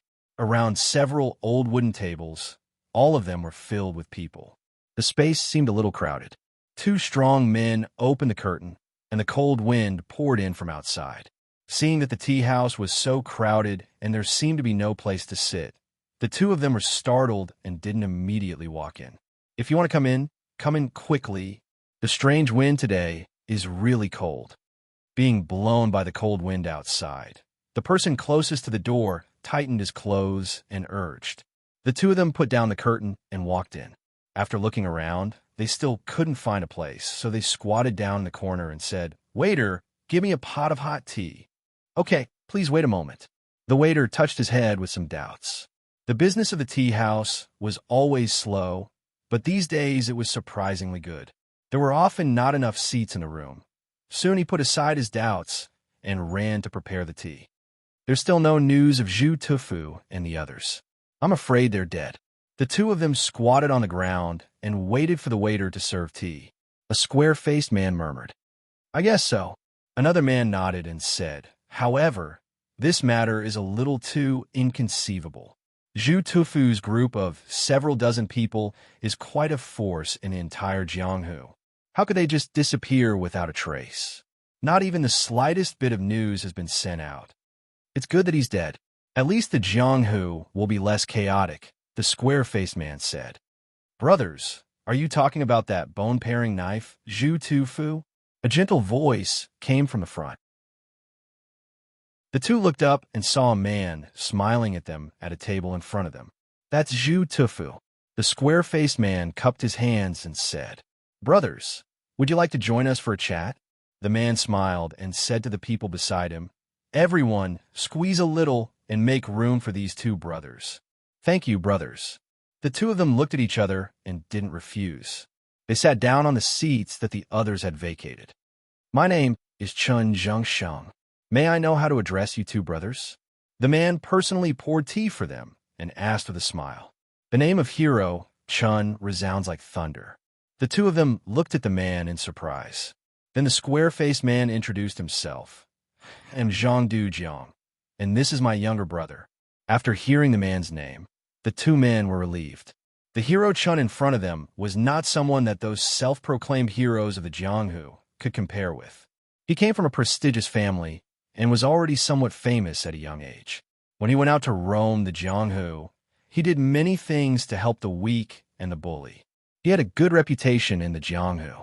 After exchanging names with the men at the table, the conversation became more casual. Brother Zhang just mentioned Zhu Tufu. Do you have any news of him? Chun Jingsheng saw the two of them looking at him and explained, to tell you the truth, I have been tracking Zhu Tufu for a long time. That evil person calls himself a hero and brings disaster to the Jianghu. Chivalrous people like us all want to get rid of him, but we haven't been able to find any trace of him. When I heard that he appeared in Qing, in prefecture, I immediately rushed over. The man surnamed Zhang took a sip of tea and said, we only know that Zhu Tufu, the bone-paring knife, and Chui Yin, the Deathbringer, are leading dozens of Jianghu bandits. They're going to the Willow Leaf village to cause trouble for a woman. But the strange thing is, after last night's operation, there has been no news of them. Is it that woman, surnamed Liu? Chen Zhengsheng asked. The man surnamed Zhang nodded. I have long heard that there is a heroine in Qing, in prefecture, who has captured countless scum of the Jianghu. She is truly a role model for our generation. When I heard about this the day before yesterday, I wanted to gather my fellow comrades to help, but I was too late. The man surnamed Chen sighed and said in a regretful tone, Haha, the bone-paring knife, Zhu Tufu, has now had his bones shaved off. The Deathbringer, Chui Yin, has long since gone to hell to meet the king of hell. At this time, a voice came from the side. In the tea house, everyone was originally listening to the man, surnamed Chen, speak. When these words came out, the person who spoke immediately became the focus of the tea house, and countless gazes looked over. What do you mean by that? Could it be? Chun Zhengsheng asked with a face full of bewilderment. The person laughed again and said, Last night, not long after Zhu Tufu and the others went up the mountain, there were suddenly several loud noises coming from the mountain, and there were faint flashes of fire and thunder. It is said that Zhu Tufu and the others had committed many evil deeds and angered the heavens, so they were all struck to death by heavenly punishment. Chun Zhengsheng laughed and said, Such a story is too absurd. Could it be that you really believe it? He had also heard of heavenly punishment today, but he had only laughed it off. If this was true, then wouldn't all the villains in the world have been struck to death? The person stood up and walked out the door. When he lifted the curtain, he said indifferently, This morning, someone saw the soldiers carrying the corpses of Chui Yin and the others down the mountain. I heard from my brothers in the Yamen that the dozens of bandits from the Greenwood Forest who caused trouble last night have all been executed. All executed. In the tea house, everyone who heard these words had incomparably shocked expressions on their faces. If Zhu Tufu and the others were only a few people, and they were killed by that woman, perhaps they would only think that the woman's martial arts were very high, and they would not be too surprised. But those were dozens of bandits from the Greenwood Forest. This force was not small even in the entire martial world. It was really hard to imagine that they had all died.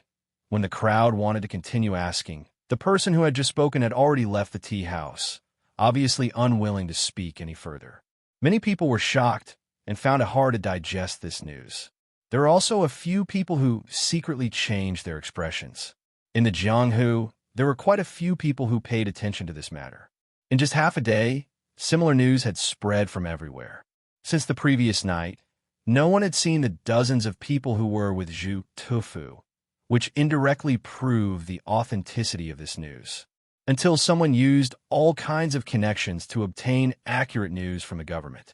In order to capture those villains, the government had already sent experts to lie in ambush there, waiting for them to come to them. And the bandits from last night had stubbornly resisted, and they had indeed all been executed. This news, without a doubt, threw a huge rock into the already turbulent lake. A huge wave, with Qing and prefecture as the center, swept out in all directions. Chapter 239. For the servants of Ning Wang Fu.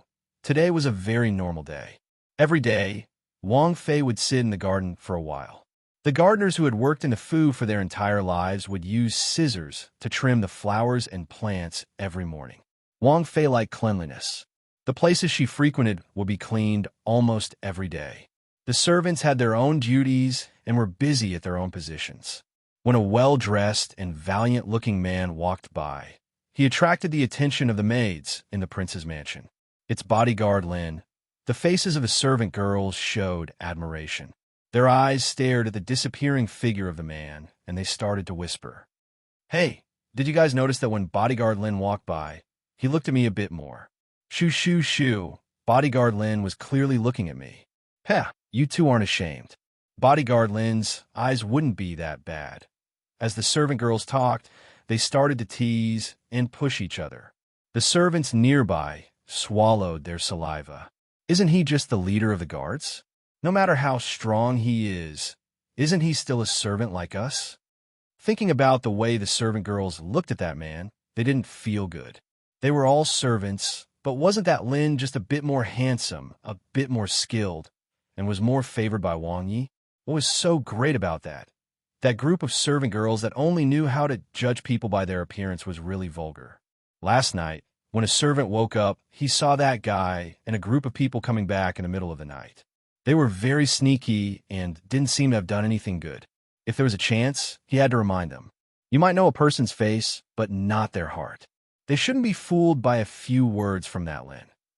The man surnamed Lin naturally didn't know what the servant girls and servants were thinking as he walked with large strides towards Wang Ye's study. Wang Yi loved books to the point that he was crazy. There were only 2 study rooms in the Fu, and they were filled with all kinds of valuable books. If Wang Yi wasn't accompanying Wang Fei every day, there was a 90% chance that he would be in the study room. When he reached the door of the study room, there was naturally an old housekeeper who went in to report. A moment later, the old housekeeper came out of the study. After nodding to him, the man surnamed Lin pushed open the door and walked in. Wang Yi. He respectfully bowed to the middle-aged man across the desk and waited at the side. "Why did Xian send you out last night?" After waiting for a while, King Ming's voice sounded. "Your Highness, it's because..." He didn't dare to hide anything from His Highness and told him everything. Before we arrived there, the conflict had already ended. The princess's people were also there and asked us to come back directly. However, I heard that County Magistrate Li and the others were unharmed, and those Greenwood bandits were all killed. As for what happened last night, I don't know. Yesterday, before they arrived at the Willow Leaf Village, they were driven back by the princess's people. That was all they knew. What? There's actually such a thing? Prince Ning was slightly stunned when he heard this. He then realized that the reason why Li Yi came to the Wang Fu to see him yesterday was because of this matter. If he had known in advance, he wouldn't have rejected him like that. But it was too late now. However, with the masters brought by Mingzu from the palace, those Greenwood bandits wouldn't be able to cause any trouble. The guard leader wanted to tell him about the white light and the loud noise he saw. But on the way back, some brothers said it was an earthquake, some said it was haunted, and some even said it was a divine punishment. At this moment, he really didn't know what to say. In order to avoid saying something wrong, he simply kept his mouth shut. Prince Ning called him here was nothing more than to know what Li Xian had done. As for Li Yi, it would be best if nothing happened to him. If something happened to him, he would only feel sorry for a moment, and maybe he would completely forget about it tomorrow. After all, these ordinary people didn't matter to him. He waved his hand, indicating that the guard could go out. "Excuse me." The guard surnamed Lin bowed and left the room. Prince Ning shook his head and put this matter behind him. He once again focused on the book in front of him. Within a day, the dozens of families in Willow Leaf Village left only a dozen families. It didn't take Li Yi much effort to persuade them, and almost all of them agreed to move to the prefecture. He didn't even persuade them. He just mentioned it, and they readily agreed. They had lived in a place for a lifetime, so of course they had feelings. However, the village was too remote, and it was inconvenient to come and go. Almost all of these people had been working for Li Yi since the beginning, so they didn't leave at the critical moment. After selling candied fruits for so long, Rui Lu also got dividends, so they had accumulated a lot of money at home. Their thoughts that they didn't have before gradually became active. Living in the prefecture had many conveniences. Moreover, they didn't need to spend money to move, and someone would naturally arrange for them. This kind of good thing was rare. Hee, son-in-law, if you want us to move, we will move. Fong became simple and honest again. His experience in the past few months told him that it was not wrong to listen to the son-in-law. As for the others, they only knew that if they followed in Fong's footsteps, they would have food to eat, money to earn, and a new house to live in. Although this was not the capital city, it was very easy for the princess to settle more than 10 families in the prefecture. Of course, it was impossible for every family to be assigned a big house. The location of the place was in the Golden area, and it was said that it used to be the mansion of a rich businessman. It was not small, and there were many independent courtyards, which were enough to accommodate so many people. At noon, Emingzu sent 2 people to pick them up. That afternoon, everyone had already packed up their luggage. They didn't have any valuable things at home, and if they needed something, they could buy it in the city. Are we leaving now? At the entrance of the village, second granduncle leaned on his walking stick and looked at the empty village with a nostalgic expression on his old face. Second granduncle, don't be sad. We're going to live in a big house at the foot of the mountain. Seeing this, Fong comforted him. Not to mention second great uncle who had lived here his whole life. Even he felt a little reluctant to leave when he was about to leave. Let's go, let's go. The old man waved his hand. After looking at the village again, he took the lead and walked forward. Fong hurriedly chased after him. Second granduncle, the mountain road is hard to walk on. Do you want me to carry you? My old arms and legs can still walk these few steps. Then let me carry your bag. In front of second granduncle, Fong was especially attentive. Xiao Huan carried her small bag in her arms. When they walked out of the village, she looked up at Li Yi and asked, "Son-in-law, are we coming back after going to the prefecture?" "We're not coming back." Li Yi patted her head and said with a smile. The little maid nodded and turned her head again. She looked deeply at the place where she grew up. There was a little reluctance on her face, but it quickly turned into determination. She was a maid. Wherever Miss and son-in-law were, she would be there. With this thought, a smile appeared on her little face again. After a moment of absent-mindedness, when she turned back, Li Yi and the others had already walked more than 10 steps. She hugged the small bag in her arms tightly and hurriedly chased after them. Chapter 240. The location of the house was very good. It could be considered a high-class residential area in Qing, a prefectural city.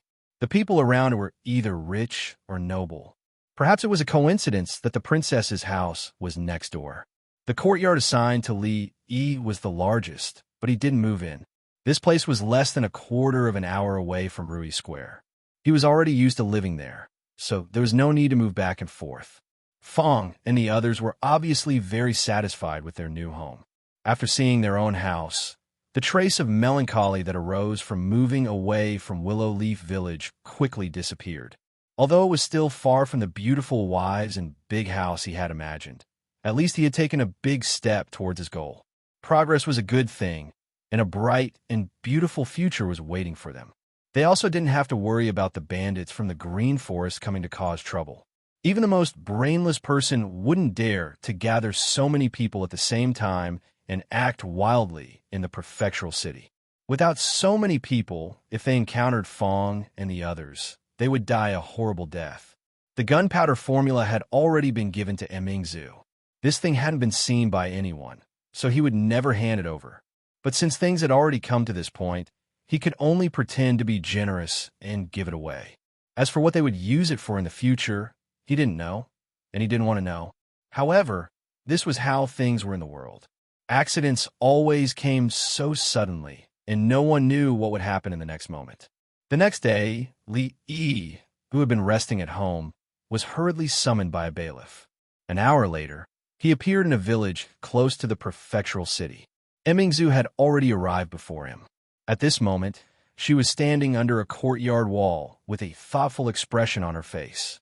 On the way here, The bailiff had already roughly explained the situation to him. This place was called Liu Family Village. They were currently at the home of a landlord in Liu Family Village. This morning, the landlord's servant came to the yamen to report that something strange had happened at home. A few bailiffs followed the servant to investigate. It wasn't a big deal, but it wasn't a small one either. Of the 3 cows in Squire Liu's house, 2 had mysteriously died last night. The farming cows were all recorded by the yamen, and if they were slaughtered without permission, they would be jailed. There had to be an explanation for the death of 2 cows.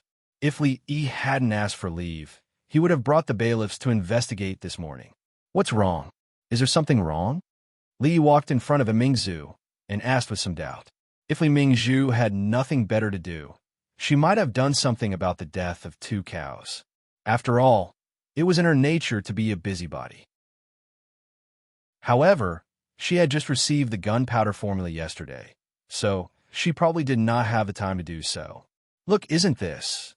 She looked at Li Yi and pointed at the collapsed wall. Her tone was a little bewildered. Li Yi looked in the direction of her finger and was slightly stunned.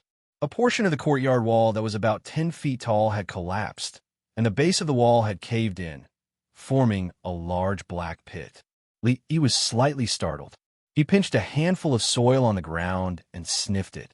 He smelled a familiar pungent smell. This time, even he was a little surprised. It couldn't be such a coincidence, right? He turned his head and looked at Mingzhu's eyes. He nodded slightly. That's right. Sirs, even if I had the guts, I wouldn't dare to kill the cows. I really don't know how they died. A fat man wearing a squire's uniform was crying. His voice was full of tears and snot. Anyone who saw it would be sad, and anyone who heard it would be tearful. At this time, of course, he couldn't keep his composure. If he couldn't explain this matter clearly and the blame was placed on him, he would really be finished. All right, don't cry. What happened last night? Tell me the truth. He was a little annoyed by this guy's crying, so he waved his hand and said, the problem now was no longer the death of 2 cows. He didn't know who was the genius that actually made the black gunpowder. If this matter couldn't be explained clearly, many people would be out of luck. Hearing the county lieutenant's words, the fat squire immediately stopped crying. Sirs, it was like this. Yesterday, I had just married my 3rd concubine. I drank a few more cups with the guests. When I woke up, it was already past midnight. I took off my clothes, skipped this part. I was about to... Suddenly, I heard an earth-shattering sound coming from outside. I was so scared that my legs went weak. Skip this part as well. When the servants of the mansion went to check, they saw that 2 cows in the cowshed were dead. Even the wall of the courtyard was missing a hole. The fat squire still had some lingering fear when he thought about this matter. He said in horror, some servants said that when they woke up at night, they saw the cowshed on fire. Then, a thunderbolt fell from the sky and split the courtyard wall open. The 2 cows were also taken by the heavens. I swear that I will eat vegetarian and pray to Buddha in the future. I will repair the bridge and pave the road. I will do more good things for the villagers. I only hope that the heavens will not send down the divine thunder for the sake of my parents and children. Squire Liu knelt in the courtyard and kept kowtowing. The commotion last night must have scared him half to death. Moreover, he was scared at that awkward moment. Whether he could still have a happy life in the future was also a problem. It's definitely gunpowder. Li Yi turned to look at Mingzhu and whispered. The princess pressed her eyebrows and looked at Li Yi with an incomparably complicated expression. Yesterday, he had just said that from the point of view of probability, someone would discover the secret of gunpowder within a day, or at most in a few decades. He was right, and it was the worst possibility. Why are you looking at me? I didn't do it. Mingzhu glanced at him. Of course, she knew that it wasn't Li Yi who did it. The city gates were closed at night, and no one could come out. Moreover, he was selfless in offering the formula and had no grudges with Squire Liu. There was no need for him to do such a thing. The plan now was to find the person who knew the formula as soon as possible. If someone with ulterior motives used it, the consequences would be unthinkable. Think carefully. Who do you have grudges with? Don't overlook any of them. Mingzhu looked at Squire Liu and asked with a frown.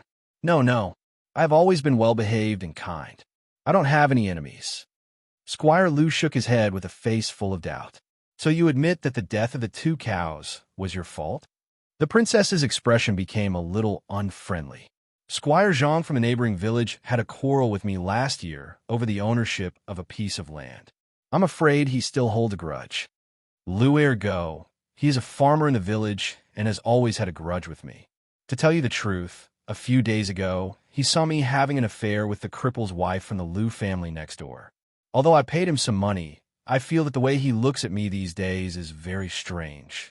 After being glanced at by Mingdu, Squire Lu's amnesia immediately recovered, and he started to talk nonstop.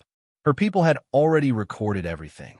After a while, Squire Lu said with a bitter face, "Your Excellencies, other than these, I really can't remember anything else."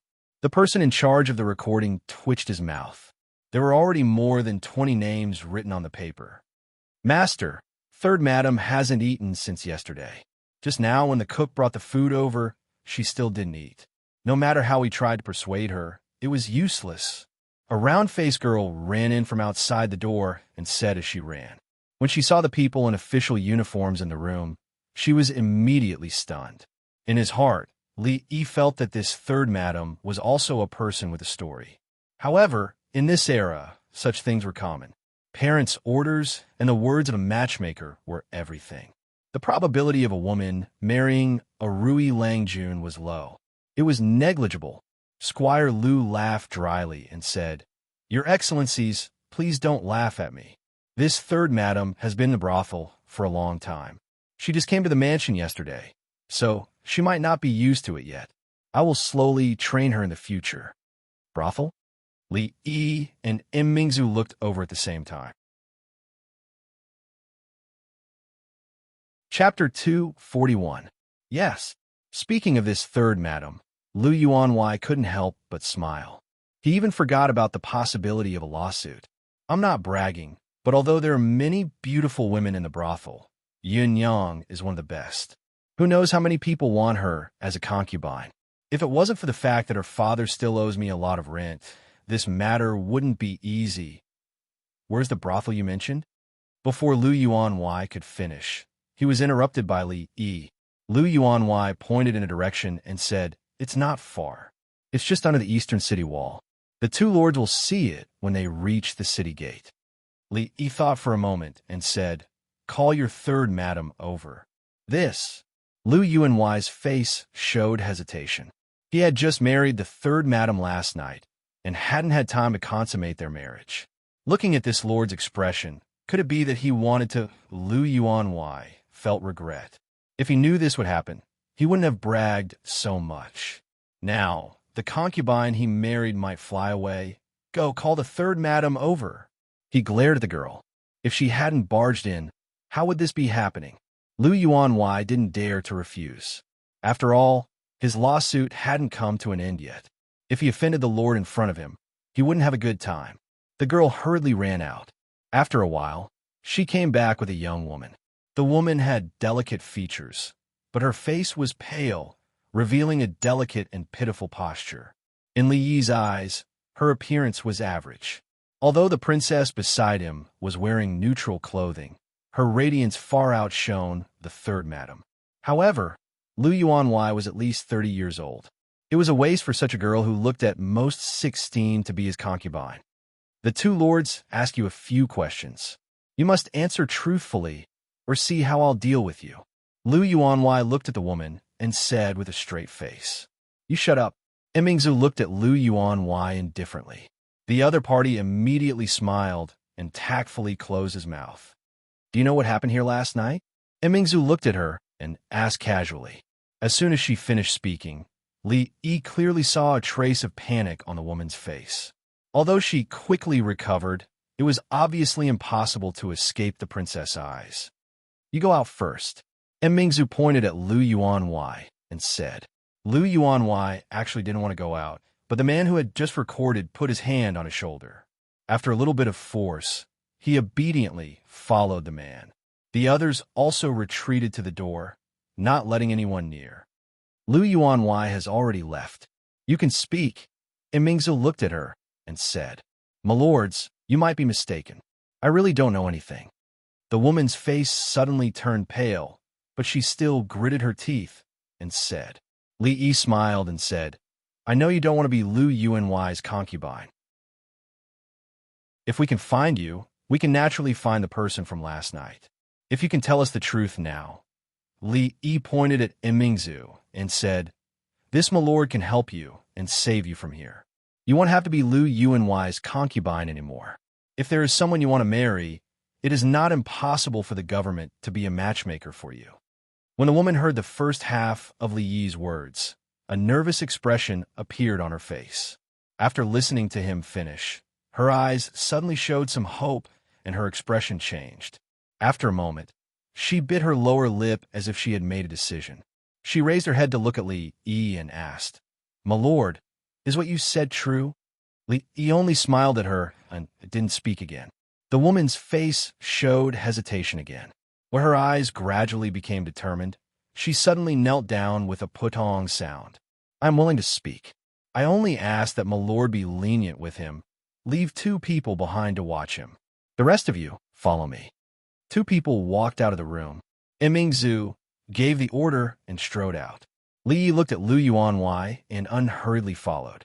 The status of the tiled houses and brothels in this world was similar to the entertainment squares and cinemas of the future.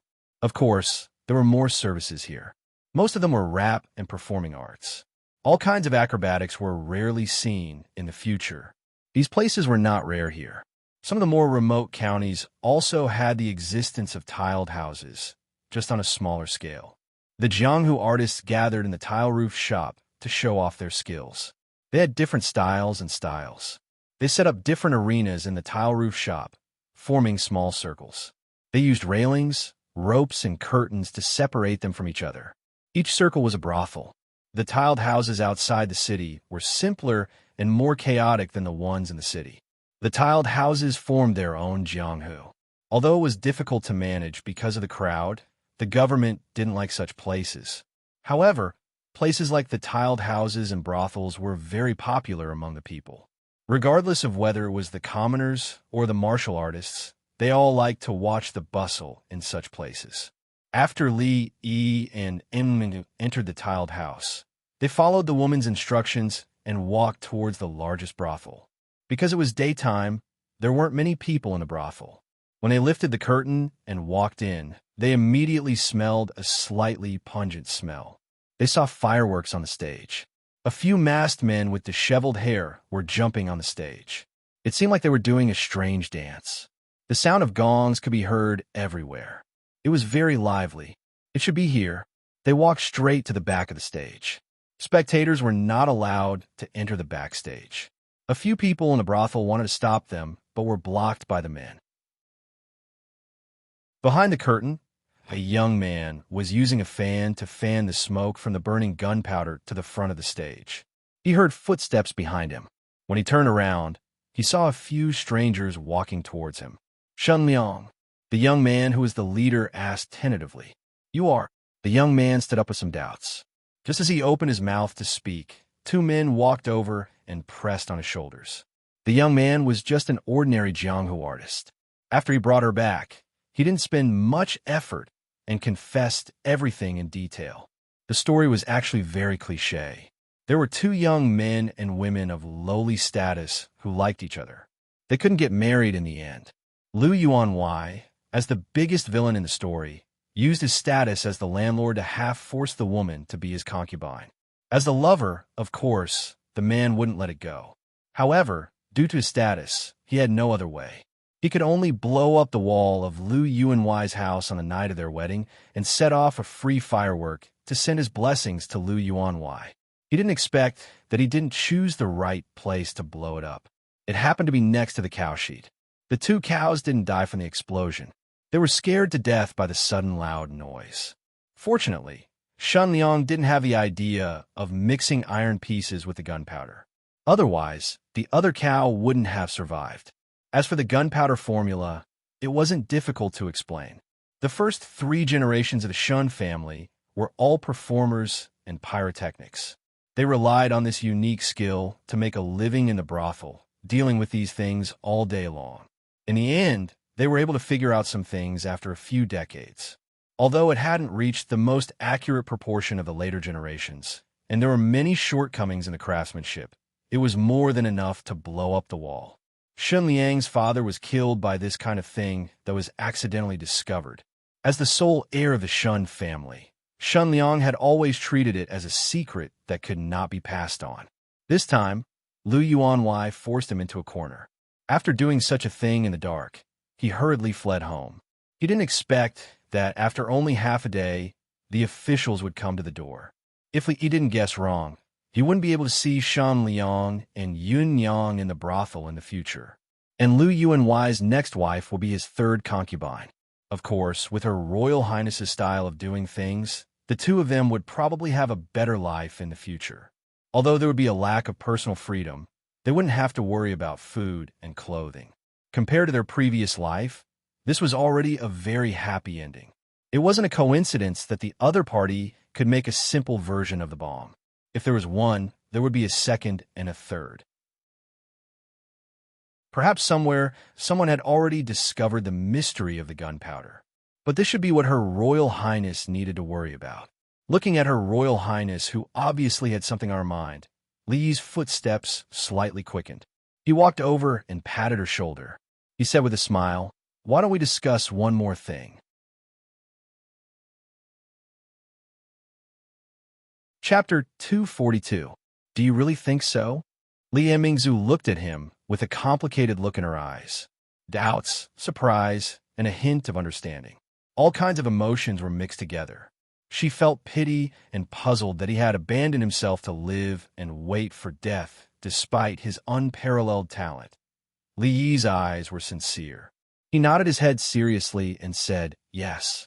Don't forget what you said just now." The princess was a little disappointed when she left, but Li Yi felt a lot more relaxed. Shun Liang was a talent. Although he was born in a humble family, his talent could not be buried no matter how lowly his status was. He invented Tian Fa, an important national weapon. It made the Jing kingdom, which was not very powerful, have another powerful weapon in the rise of other countries. Now that the Qi kingdom had invaded the Jing kingdom, the border was unstable and the people had no way to make a living. However, this was only temporary. It would not be long before things would settle down again. The country called Qi would definitely have a taste of the power of the Jing kingdom's Tian Fa. Before they could think of a way to break it, the two countries could live in peace and friendship for a long time and develop together. As for the name Shun Liang, it would be remembered in history. He was the inventor of black gunpowder. The black clay pot with rusty metal pieces was used to reap the lives of the enemies on the battlefield. The era of cold weapons that lasted for thousands of years had experienced its first major turning point because of this name. As Li Yi was thinking about these things, he was accompanying Rui and the others on the street. After the four of them had a family meeting during dinner, they decided to move from Rui workshop to their new home. There was no other reason. In addition to the front of the Rui workshop, there were two bedrooms at the back. One was for Li Yi, and the other was for Rui, and Xiao Huan. It was fine for a few days, but after a long time, it would be very inconvenient to squeeze in. In comparison, the new house was much bigger. Other than the kitchen and the storage room, there were 3 bedrooms, and the area of the rooms was also bigger. Although it was still not enough for everyone to have their own room, it was much better than Rui Square. Today, they came out to buy some things for the house. The house was complete with large pieces of furniture, but there were still some small things that needed to be bought. The 4 of them strolled on the street for the whole afternoon and went back when it was time to cook.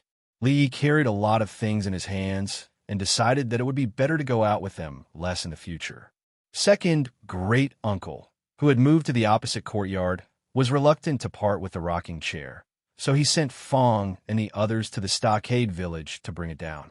Li also asked him to bring his own chair over. Uncle Han was old, and it took a lot of effort to make a chair, so it was better not to torture the old man. When Rui and Xiao Huan were cooking, Mingzu sent someone to summon Li Yi. This is what he used last night. Mingzu pointed to an item on the table in the courtyard and said, "Shun Liang, who had just met not long ago, stood respectfully in the courtyard. In a short period of 2 days, his life had undergone a major change. He was extremely respectful to this noble person in front of him, who was obviously of high status. If not for her, he would still be doing odd jobs in the brothel, earning a few copper coins every day just to fill his stomach. The girl he liked to become someone else's concubine, and he could only sigh at the moon every night. He lowered his head to take a look. It was a black jar. The mouth was sealed with mud, and a long lead was drawn out from the outside. From the outside, it did not look much different from the thing he had made. The only more obvious difference was that the jar used by the other party was slightly uglier. Li Yi had the experience of the predecessors. That was why he could make this thing effortlessly. But Shen Liang was different. In this era, to be able to find the best ratio of gunpowder, he must have gone through at least thousands of experiments, or maybe the hard work of a few generations. His understanding of gunpowder was much stronger than Li Yi's. Imingzu looked at him and asked doubtfully, "The heaven's punishment made according to the recipe. Why is its power so much weaker than what you said? Maybe you can try, crush it a little more, as much as you want, then find some eggs, pick out the egg white. Don't want the egg yolk. Use wooden chopsticks to mix it. Let it condense into small granules. Then use a bamboo sieve to sift it continuously. The size of mung bean or rice grain will do. Finally sift out the suitable size granules and put them into the jar to compact them." Li looked at her and said, "Of course, this is only a suggestion. As for whether it will work or not, I cannot guarantee. Also, remember, this thing can't be exposed to open fire, not even a spark. When preparing, it's best not to have any ironware around. If this thing explodes, it'll be terrible. Also, remember, when it's raining, this thing can't be used." Li pointed at Shen Liang and said, "He should know quite a lot about these things. In the future, if he tries to explore more, the power should be able to increase a lot. I don't know much more. That's enough. Dinner is almost ready. See you later." After saying that, he waved his hand casually and strode back. If there was no need, it was better to keep a distance from this thing. He did not want to be the Nobel Prize of this world. For things like gunpowder, it was best to avoid it as far as possible. It was absolutely right. Imingzi looked at Li Yi helplessly as he left like he was escaping, rubbed her eyebrows, then turned to look at Shen Liang and asked, "What he said just now, did you remember it?" "I remember it all." Shen Liang nodded and said hurriedly. A few generations of his family had been developing this. He already knew a lot of things that the Lord said just now, but there were some things that he heard for the first time. At this moment, he silently remembered it in his heart to slowly experiment in the future. When Li Xian walked in, he just happened to meet Li Yi walking out. He was about to raise his head to greet, but saw him waving his hand and walking straight past him. He scratched his head in confusion, and when he walked forward, Mingzhu, who was standing there a moment ago, was nowhere to be seen. "What's going on?" Li Xian's face was full of confusion. Why did they all hide from him? When the guard of the imperial residence returned that day, he immediately reported the situation to him. Knowing that Li Yi's family was safe, he was no longer worried. He did not find Li Yi at Rui Lane, so he came over to ask Mingzhu what exactly happened that night. But it was obvious that the two of them had just discussed something, but they did not want him to know, which made Li Xian a little confused. It was similar to the feeling when he was young in the palace. When the princes played, they never brought him along. He felt a little depressed and wronged. He knew Mingzhu more than 10 years earlier than Li Yi, and he knew Li long before Mingzhu. Why now? The two of them were sticking to each other like glue, isolating him. Chapter 243. Li did not intend to isolate Li Xian at all. It was much easier to deal with the stubborn Li Xian than with the princess. Gunpowder was too sensitive. Ordinary people were not allowed to touch it, not even the nobles other than the emperor. It was for his own good. The fewer people involved in this matter, the better. It was better for Li Xian to stay out of it. When he came back, the meal was ready. Xiao Huan was about to send a portion to second great uncle. Second great uncle was the oldest, lonely old man in the village. No one had ever heard of him having a son or a daughter. In the past, all the families in the village took turns to send food to him every day. I'll go. You go wash your hands and get ready for dinner. Li saw that she was still wearing an apron. He picked up the wooden food box and walked to the opposite yard. The door was not closed. It was pushed open with a gentle push. Second great uncle was napping in the rocking chair in the yard, as usual. Li often saw him sitting on the chair at the door and basking in the sun. Occasionally, he would walk around the village with his walking stick and then come back to continue basking in the sun. Ever since he got the rocking chair, the frequency of second great uncle going out for a walk had decreased significantly. This divine artifact was put to good use by his second great uncle. Young people should bask in the sun more often, and the elderly should even more so. This was a very good habit of his second granduncle. Li often felt that as the oldest person in the stockade village, this might be one of the secrets of his long life. Second great uncle, bask in the sun for a while. Remember to eat. Li put the food box on a stone stool. He patted second great uncle's shoulder gently and turned to walk out the door. On the rocking chair, the old man's half-closed eyes slowly opened. Just as Li was about to walk out, a voice reached his ears. Wait a minute. He turned his head and saw the old man struggling to get up from the chair. Second great uncle, is there anything else? Li stood there and asked. He did not know what the old man wanted to say. Rui and the others were still waiting for him at home for dinner. Second granduncle raised his hand and waved at him. Although Li was puzzled, he still walked over. TSK, your body is still too weak. Second great uncle looked up at him and shook his head. He couldn't figure out the meaning behind his second great uncle's words. Did he call him over just to say that his body was weak? If one were to say who was weak, it should be him, right? While he was thinking about this, second great uncle had already straightened his body with the help of his walking stick. He patted his shoulder with his other hand. Li didn't dodge. He knew that second great uncle liked to pat people's shoulders. Anyway, he wouldn't use much strength. The next moment, a huge force came from his shoulder. He almost lost his balance and fell to the ground. Remember this force in your body and slowly try to guide it. Although your aptitude is not good, as long as you practice hard, in a few years, you won't be bullied outside. Second great uncle murmured. He opened the food box, put the food on the stone bench, and ate leisurely. As he ate, he praised, Rui's cooking is still the best. All the girls should learn from her. Li stood there in a daze. He felt that there was indeed a weak flow of air flowing slowly in his body. Although the flow of air was so subtle that it could be ignored, it was the first time in his 2 lives that he had such a wonderful feeling. Is this the legendary true Qi? Li couldn't hide the surprise on his face. Lu Rui had clearly told him that with his aptitude, he might be able to sense Qi in a year or 2 if he practiced hard every day. But if he wanted to make greater progress, it was unlikely that he would be able to do so in this lifetime. Therefore, Li's dream of becoming a peerless master and dominating the martial arts world had been put on hold for a long time. He didn't have too much hope. He thought that if he were to do dangerous things in the future, he could take her with him. Wouldn't everything be solved? However, comforting him was one thing. He finally had the possibility to realize his childhood dream. But the fire of hope that had just been ignited was ruthlessly extinguished by Mississippi Lu. How could he not be disappointed and depressed? At this moment, when he felt the flow of air, an unprecedented feeling of power filled his body. He couldn't help but feel a little excited. As the saying goes, old ginger is spicier. He couldn't wait to hug second great uncle's old face and kiss it a few times. But after looking down, he resisted the urge. At this moment, the old man seemed to think of something. He put down his chopsticks and said, although it's a shortcut, it seems that there are some disadvantages to doing this. What exactly is it? I can't remember.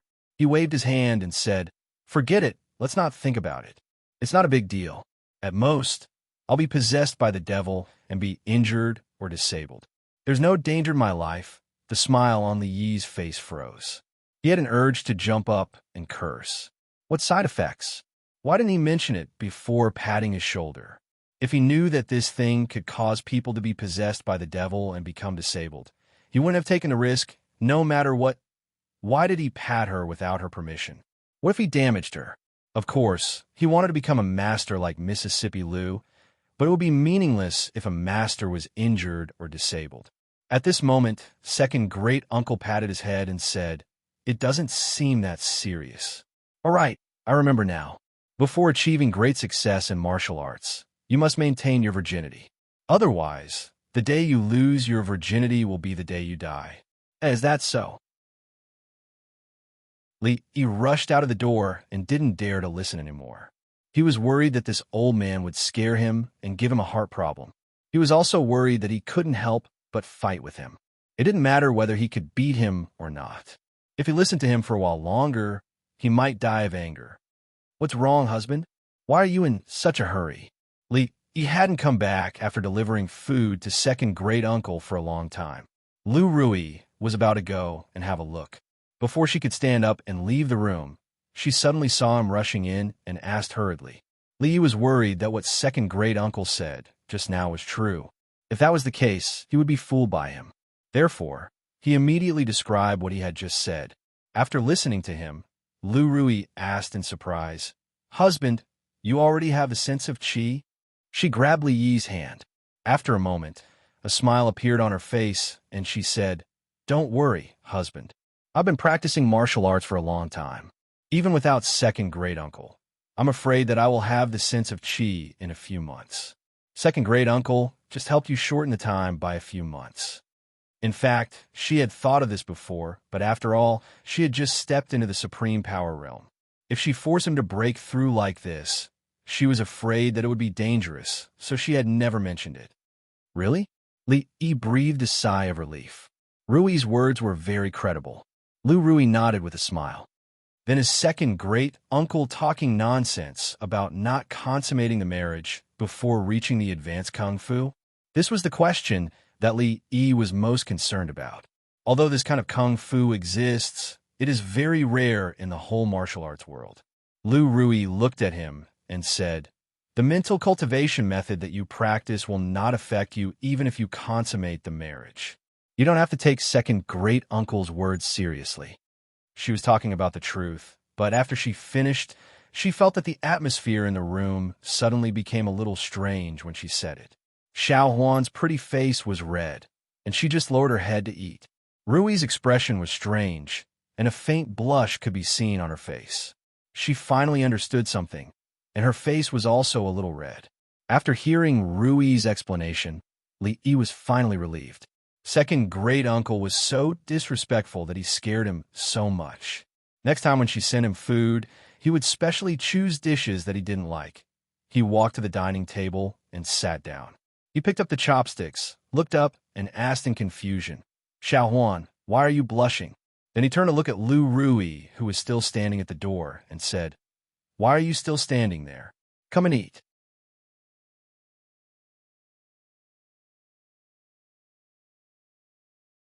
Chapter 244. He was free again these 2 days. Her Royal Highness was busy with the heavenly punishment and hadn't bothered him for 2 days.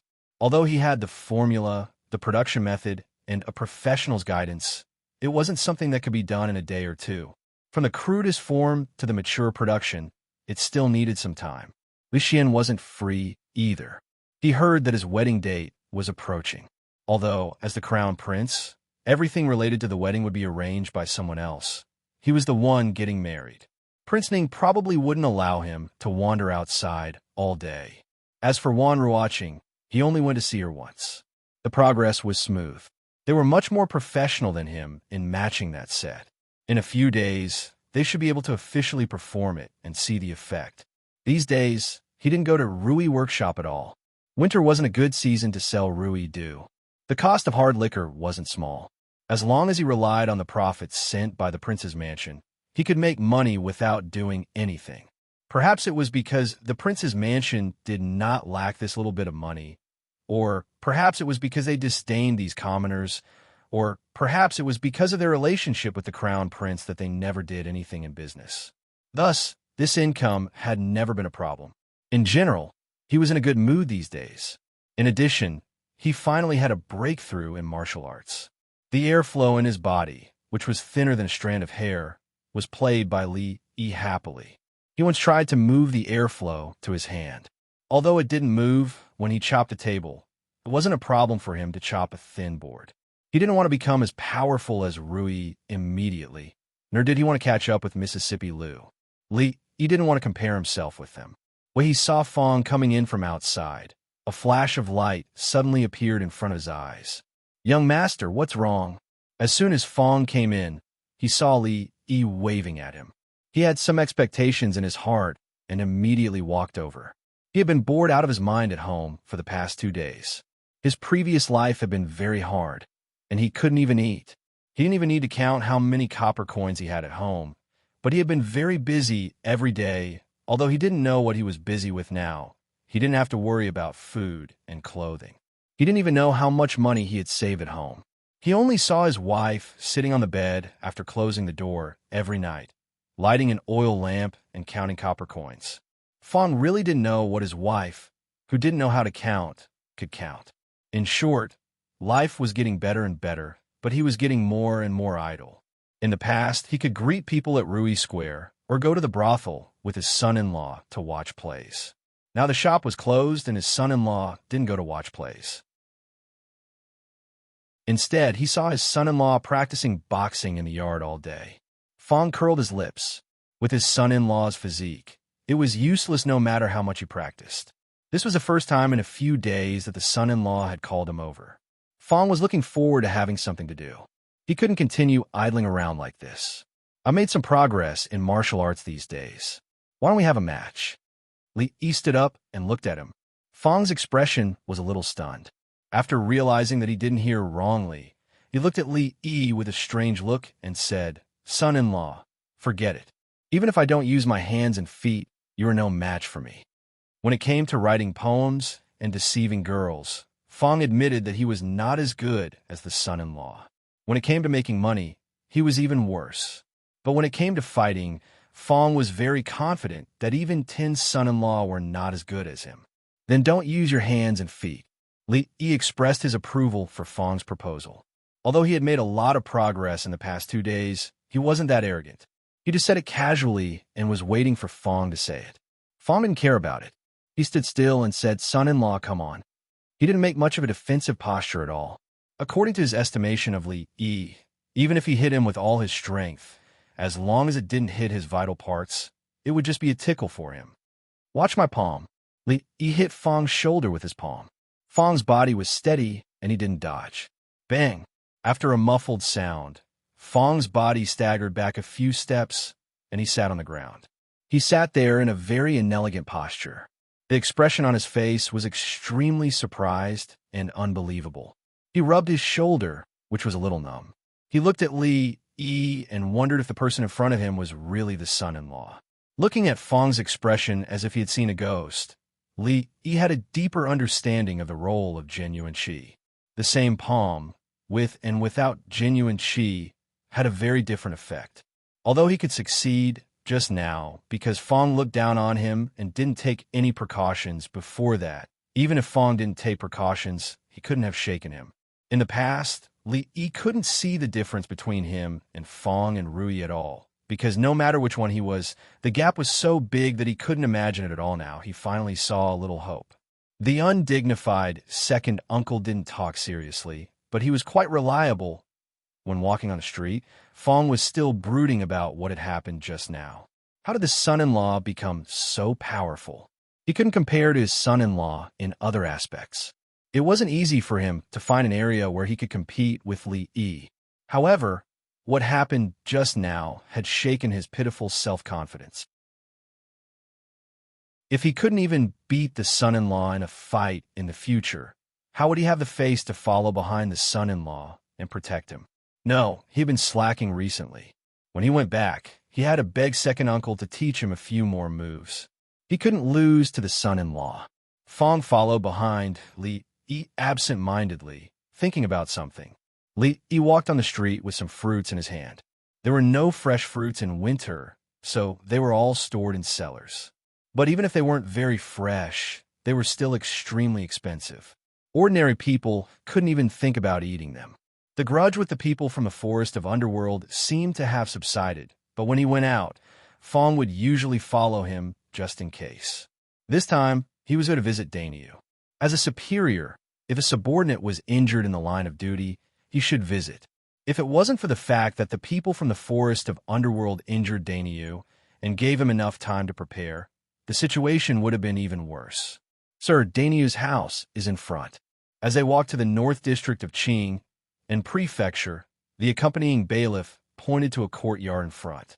When Li Yi was still outside the door, the bailiff hurriedly ran in and said in a loud voice, "Dainyu, the county lieutenant is here to see you."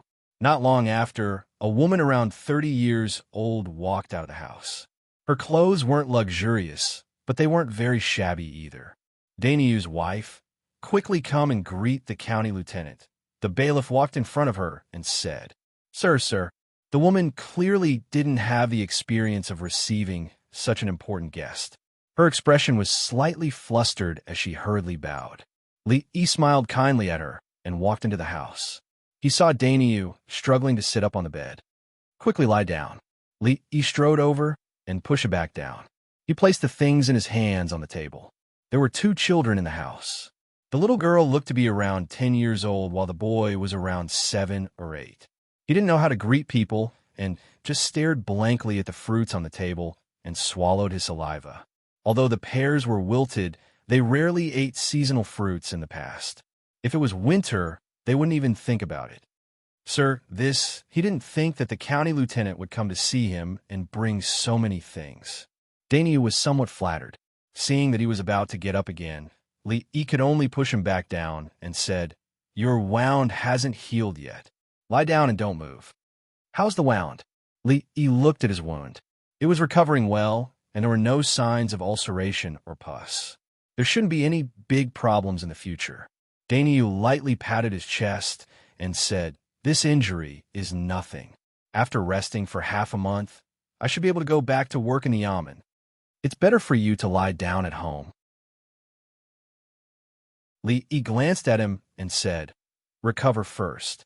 After the new year, you can go back to the yamen. I'll apply for some subsidies from County Magistrate Liu. Just stay at home for the time being. Brother Dainyu, I bought the medicine for you." At this moment, a rough voice came from outside. A man walked in with a few packets of medicine in his hands. "County Lieutenant." Seeing the person in the house, Wu Er was stunned for a moment. Then, he immediately bowed respectfully. Dainyu's wife pushed away the little boy's hand that was reaching for the fruits and carried the 2 children out. Women and children shouldn't be involved in this kind of situation. Li looked at him and asked doubtfully, "Why are you here?" After listening to Wu Er's explanation, Li found out that it was Wu Er who went to find a doctor behind Dainyu's back and save his life. After Dainyu woke up, he insisted on becoming sworn brothers with him. Wu Er saw that Dainyu was so forthright and they had similar interests, so he agreed. These few days, Dainyu had been resting in bed. It was inconvenient for a woman to manage the house alone. As a brother, Wu Er would help whenever he could.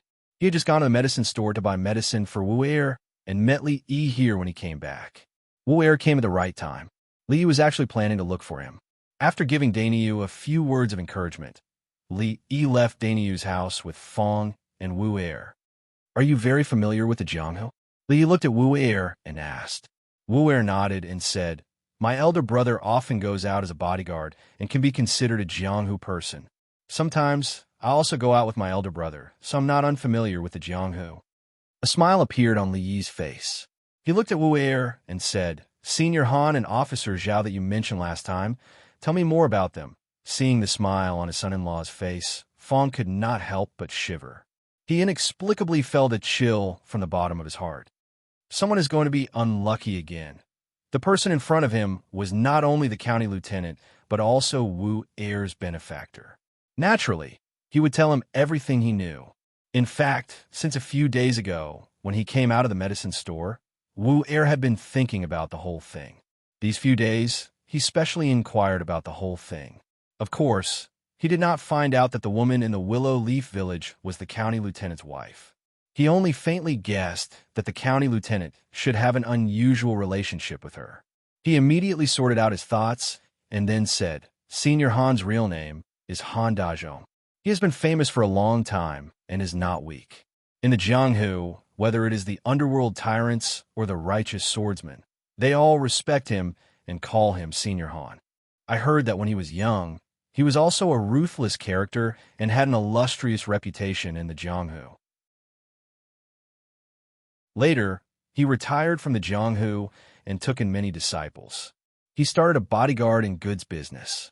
These years, he has grown stronger, and his power is not to be underestimated. I also heard that Senior Han has married many concubines over the years, but he has never had a child. There are rumors that he has some problems in that area, but I don't know if it's true or not. Wu obviously spent a lot of time in this area. He was very familiar with Senior Han's past and even talked about some uncertain rumors in the Jianghu. As for Officer Zhao, not many people in the Qing and prefecture have heard of him, but he is very famous in Chuzhou. His family's wealth is more than $1 million. I heard that he is a generous person and often invites the underworld tyrants in Chuzhou to feasts. He has made a lot of friends. These years, his business has become bigger and bigger. I am afraid that he has used a lot of dirty tricks. Anhe County was under the jurisdiction of the Qing and prefecture. It was located at the border between the Qing and prefecture in Chuzhou. In Anhe County, many people might not have heard of the Anhe County magistrate, but when it came to the Four Seas escort agency, even a child would know about it.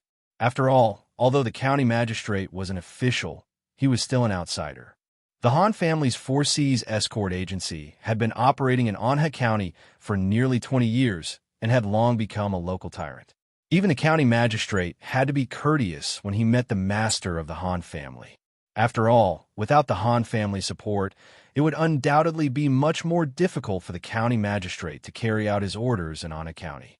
In the main residence of the Han clan in Anhe County, when a young man in his 20s walked into the central hall, a man in his 50s with gray hair on both sides of his temples and a sharp gaze was sitting in the hall.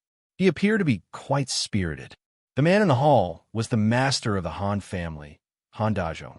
He had single-handedly founded the Four Seas escort agency and had a high status in the Jianghu. Most people in the Jianghu had to respectfully address him as Senior Han when they saw him. The young man walked to the front of the hall and cupped his hands respectfully. Master, it has been confirmed that Zhu Tufu, Chui Yin, and the others are all dead. To kill Chui Yin and the others, they must have paid a huge price. I didn't expect that the government would go to this extent for that woman.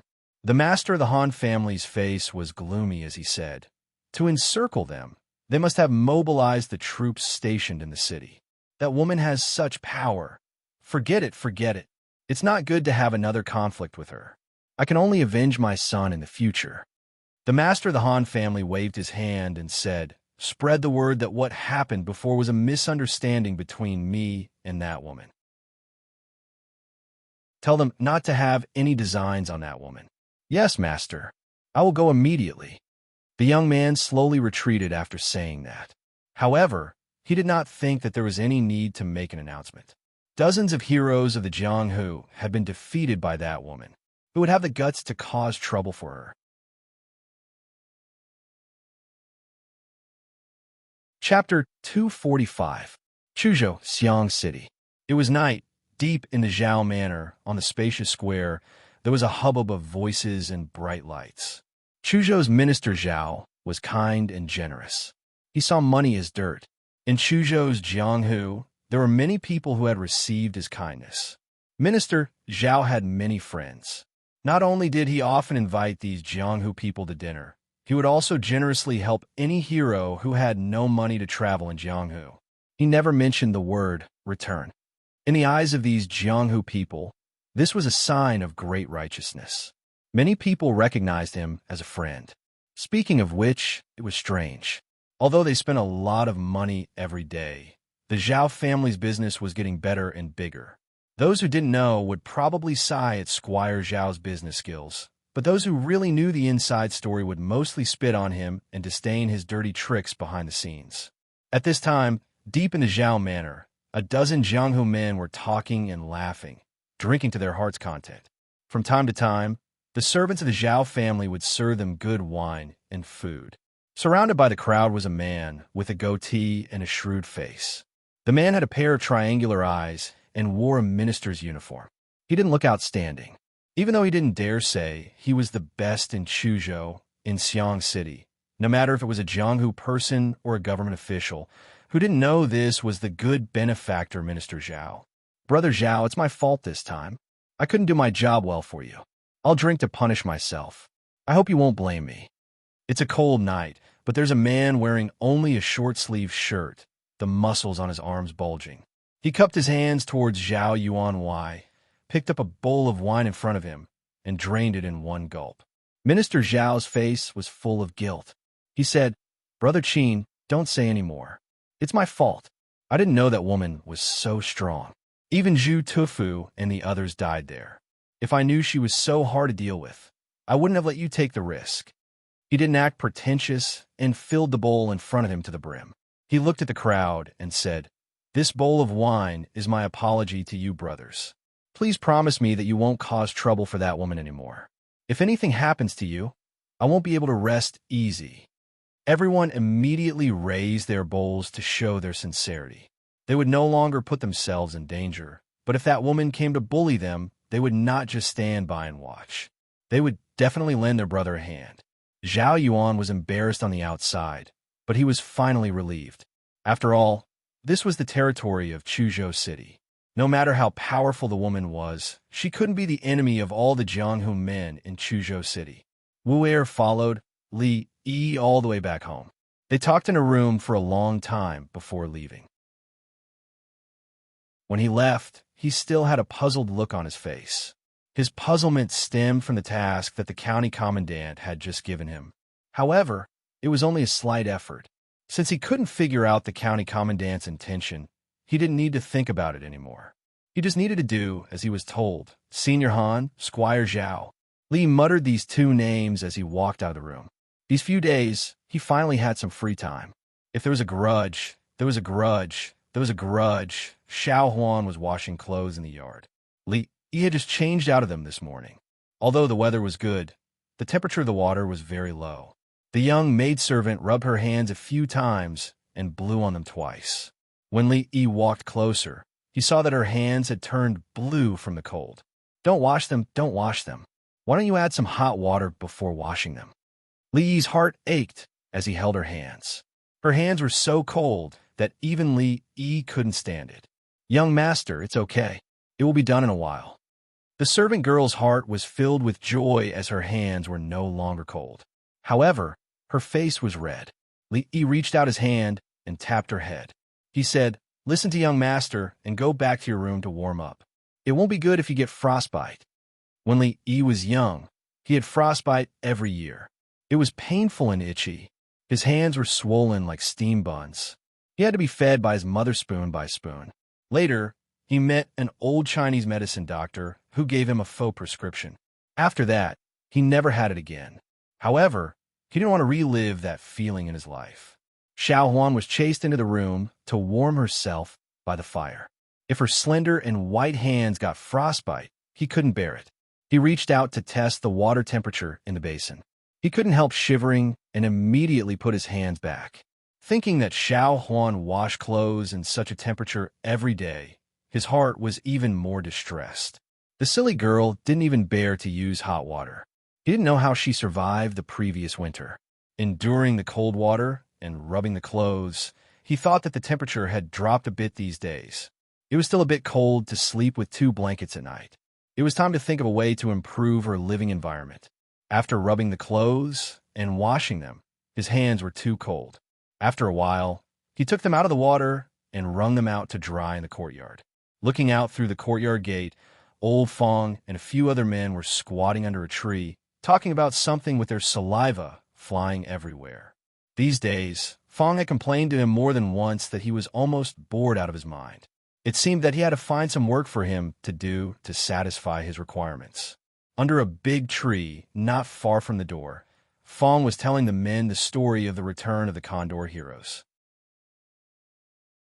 When the son-in-law was telling this story to the second miss, he had heard a few parts of it. Since he had nothing to do, he showed off in front of the men.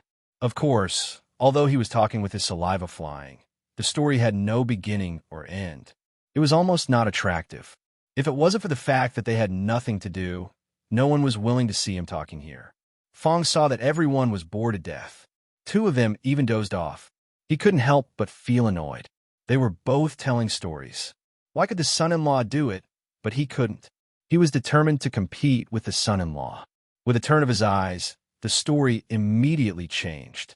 Through the door, the man heard a rustling sound in the next room, mixed with the sound of water and a woman's thin moaning. The sound was getting louder.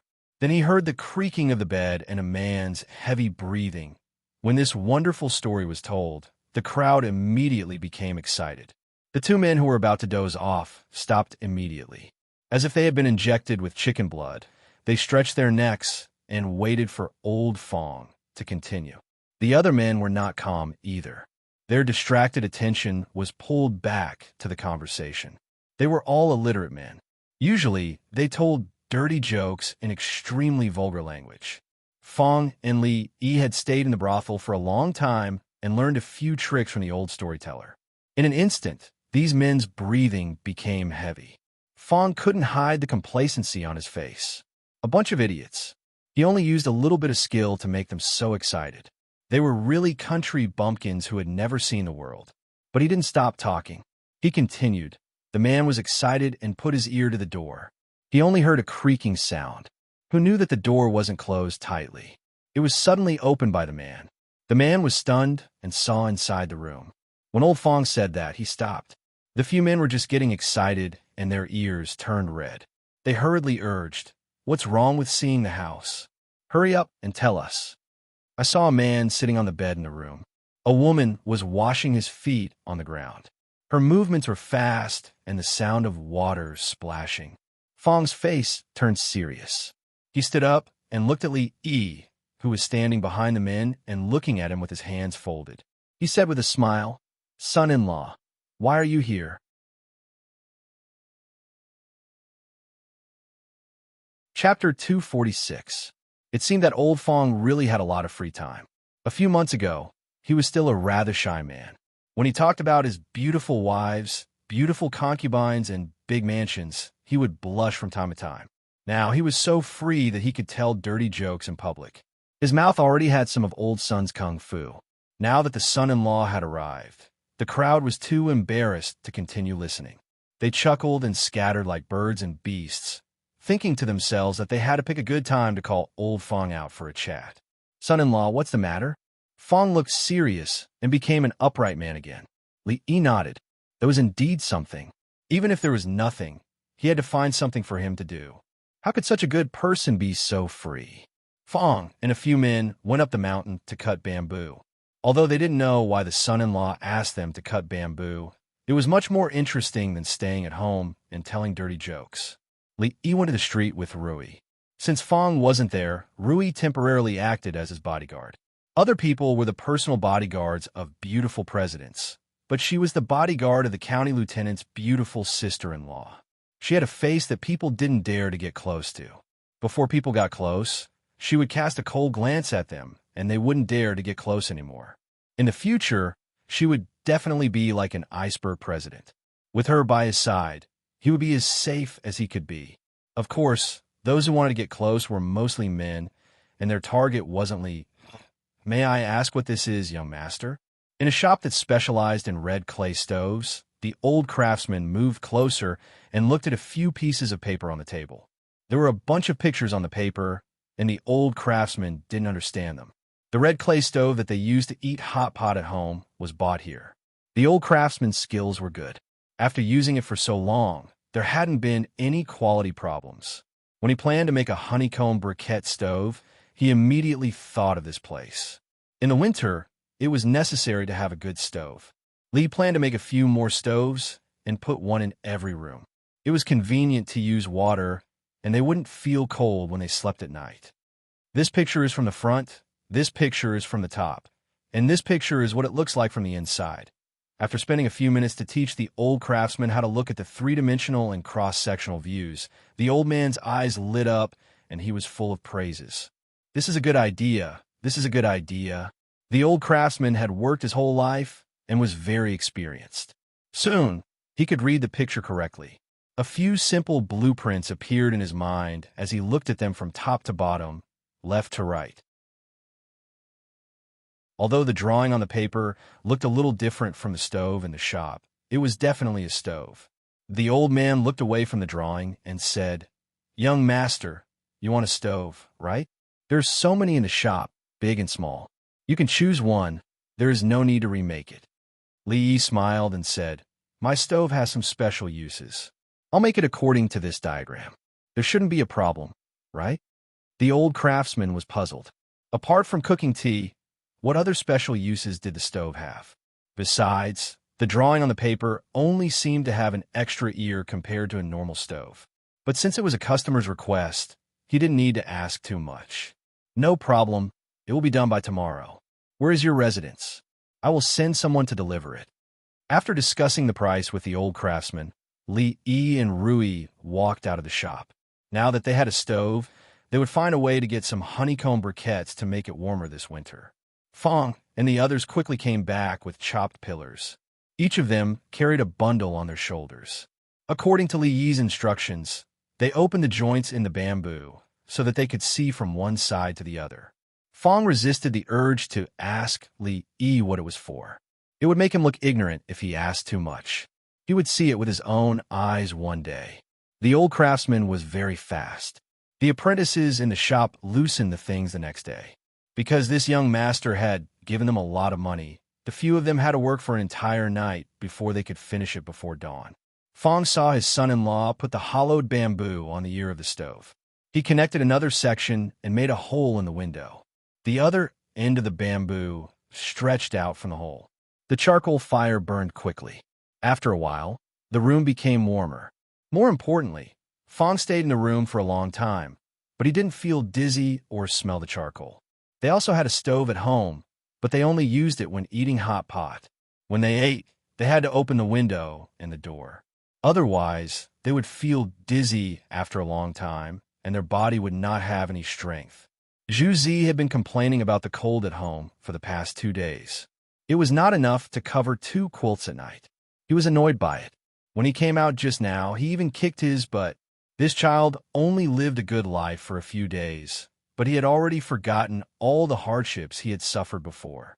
In the winter of the past few years, how could there be 2 quilts for him to cover himself? The weather in the mountains was much colder than in the city, but didn't he still survive? Of course, he didn't dare to light the stove in the house at night. That thing couldn't be used at night. Every winter, there would be people who lit the stove and quietly died in their house. After falling asleep, they never woke up again. After staying in a room for a while, he felt that it was getting warmer and warmer. After he didn't feel any discomfort, he ran outside. There was still quite a lot of bamboo left, so he decided to go cut some more and make something like this for his own house. He knew the shop assistants who had just delivered the stove. He had bought a stove from that shop before, so he would go to their shop later and ask them to make one that was exactly the same as his son-in-law's. It was his own child. It was fine to kick him, but it was also distressing for him to keep freezing. With this thing, if this brat still complained of being cold, he would have to kick him again. "Son-in-law, the room is much warmer." Xiaohuan no longer rubbed her hands. The copper pot on the stove was steaming, and the water inside was always hot. Son-in-law said that he would use this water to wash his face and wash his clothes in the future. The room became warmer, and he wouldn't feel cold in eldest Miss' arms when he slept at night. Thinking of these things, her eyes narrowed into a crescent. In the entire prefectural city, only her house had this thing. Son-in-law's ability was really great. This damn weather, it snows just like that. It's so cold. Late at night, the cold wind whistled in the mountains. A few figures pushed open the door of the abandoned temple in the mountains. They shook off the snow on their shoulders. The cold wind mixed with the snow poured in from the outside. They hurriedly turned back and closed the door again. In an instant, their bodies felt a lot warmer. The space inside the small temple in the mountains wasn't big, but it was still enough to accommodate dozens of people. The windows on both sides had long been blocked with wooden planks. The snowstorm outside was like a different world compared to the inside of the house. In the middle of the house, someone had lit a bonfire to keep warm. They weren't the only group of people in the temple. Whether it was the wanderers of the Jianghu, the escorts escorting goods, or the pedestrians hurrying through the night, they were all blocked by this sudden snowstorm. If you're cold, come over and warm yourself up. There were many people around the bonfire. They had originally wanted to find a corner to sit down, but someone said aloud, "Thanks." The people of the Jianghu had always been forthright. They didn't refuse and sat down in the seats that the other person had opened up. After sitting down, one of the men untied a water pouch from his back and handed it over. "Do you want to drink some?" The person opposite them was about to wave his hand to refuse when the man opened the water pouch. A strong aroma wafted out. He was stunned for a moment before taking the water pouch. He tilted his head back and drank a mouthful. He smiled and said, "Good wine." "Haha, this is Qing, and Prefecture's famous strong wine. It's just that it's too damn expensive," the man said with a smile. "Brothers from the prefectural city?" the man asked with a smile. The man nodded and said, "That's right. We were planning to go to Chuzhou City to run some errands. We didn't expect the snow to come so suddenly. We'll have to leave tomorrow." The man opposite them also introduced himself. He was also from the Qing and Prefecture. He was in the business of escorting goods. Because of the snowstorm, he had to rest here for the night. They were all people of the Jianghu. After a short conversation, the atmosphere became lively.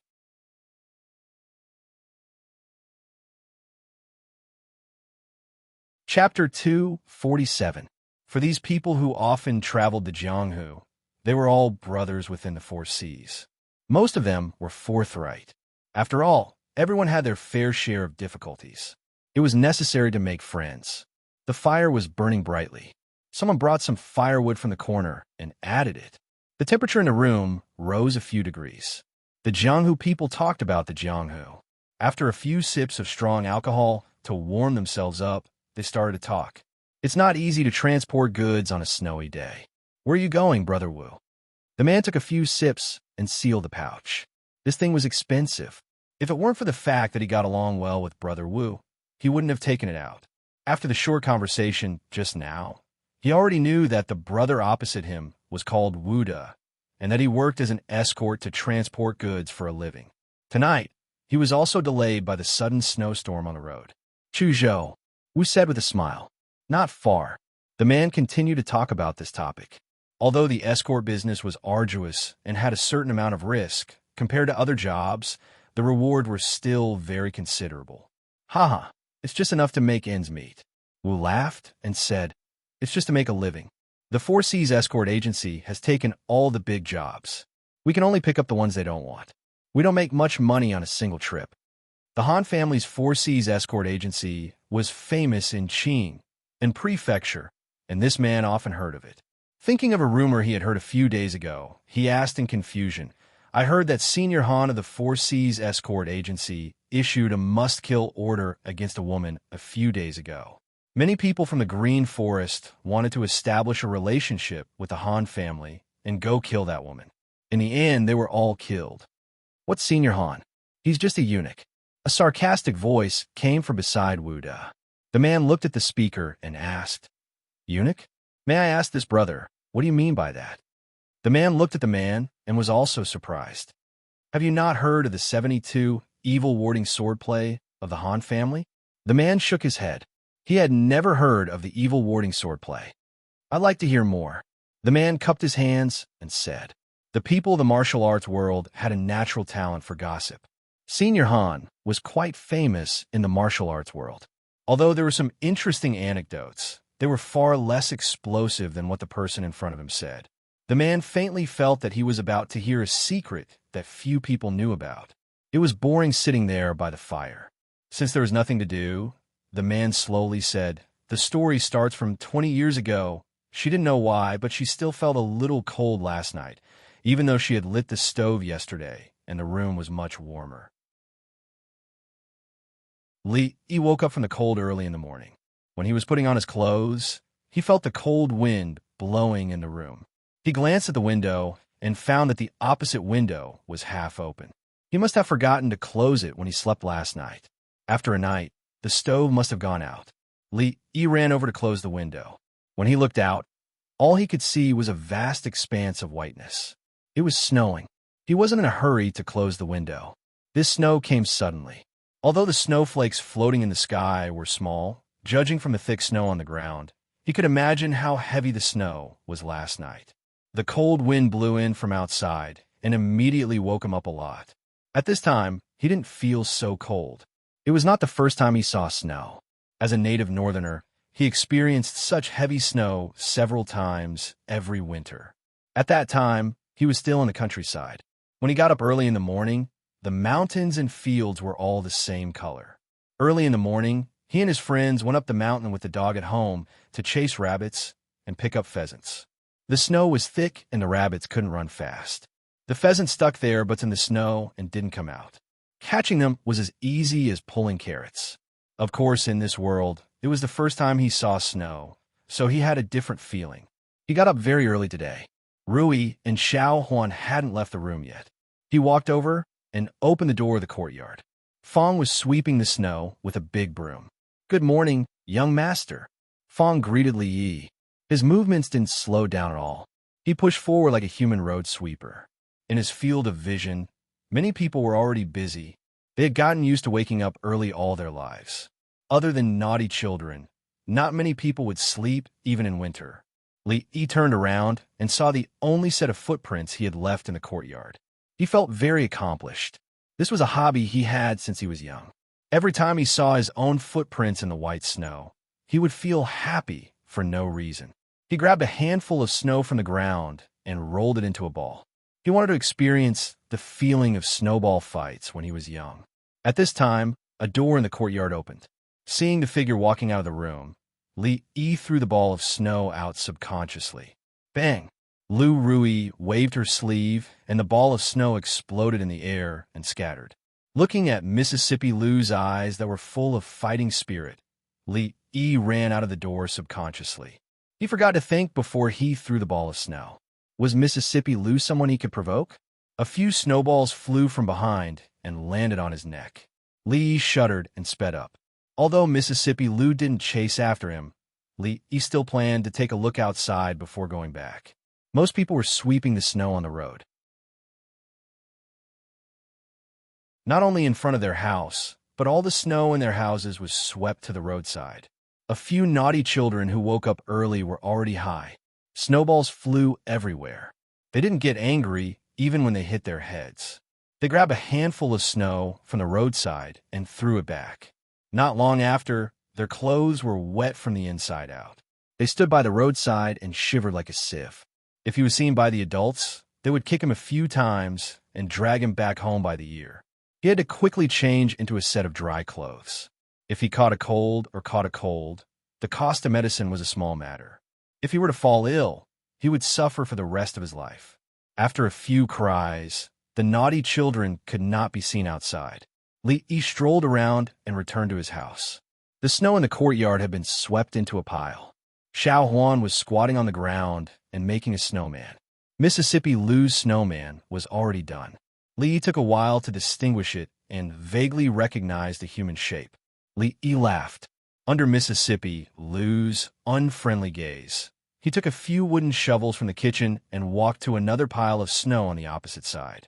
He patted the pile of snow twice and made a rough shape. Then, he used the shovel to mend it. Some of the smaller parts were handled with his fingers. After a while, the shape of a woman appeared. Xiao Huan's snowman was already done. After looking at her son-in-law, she blushed and pushed down the snowman that she had painstakingly made. She ran to stand behind Li Yi and poke her head out to take a look. Rui Lu took a look and kicked her snowman away. A hint of anger appeared on her pretty face. Everything was afraid of comparison. Li Yi's was a real snowman. Hers was at most a pile of snow. Actually, she was wrong this time. A snowman should look like a snowman. A small head, a big belly, and a broom would be its arm. What Li Yi was making now was a snow sculpture. The artistic cells that he lacked in his previous life were all made up in this life. There were a lot of books on ice and snow sculpture in the library. After digesting a few books, Making this thing was like drawing and writing. It was full of skill points and not difficult. In less than an hour, a snow sculpture that was half the height of a person was made. Time was limited and many details could not be perfect. However, it was the first time that Xiao Huan and Lu Rui saw someone who could make such a lifelike figure with snow. The woman stood there with a sword in her hand. Even the expression on her face could be seen clearly. She was like a miniature version of Second Mississippi. Xiao Huan looked at Second Miss and was a little envious. It would be great if her son-in-law could make a Xiao Huan. Of course, it would be even better if he could make a big miss. Lu Rui was no longer angry. Putting aside his intentions, she liked this snowman very much. He was also very satisfied with his work. After all, it was his first time making it. This level was already very good. After looking up and down for a while, he suddenly smashed the snow sculpture with his palm. It was like spending half a day building a house with more than 1,000 pieces of building blocks. After building it, he destroyed it with his own hands. For people with obsessive-compulsive disorder, the feeling in their hearts at that moment was extremely comfortable. The only thing that was not right was that after he smashed the snow sculpture, the surrounding temperature seemed to have dropped a little.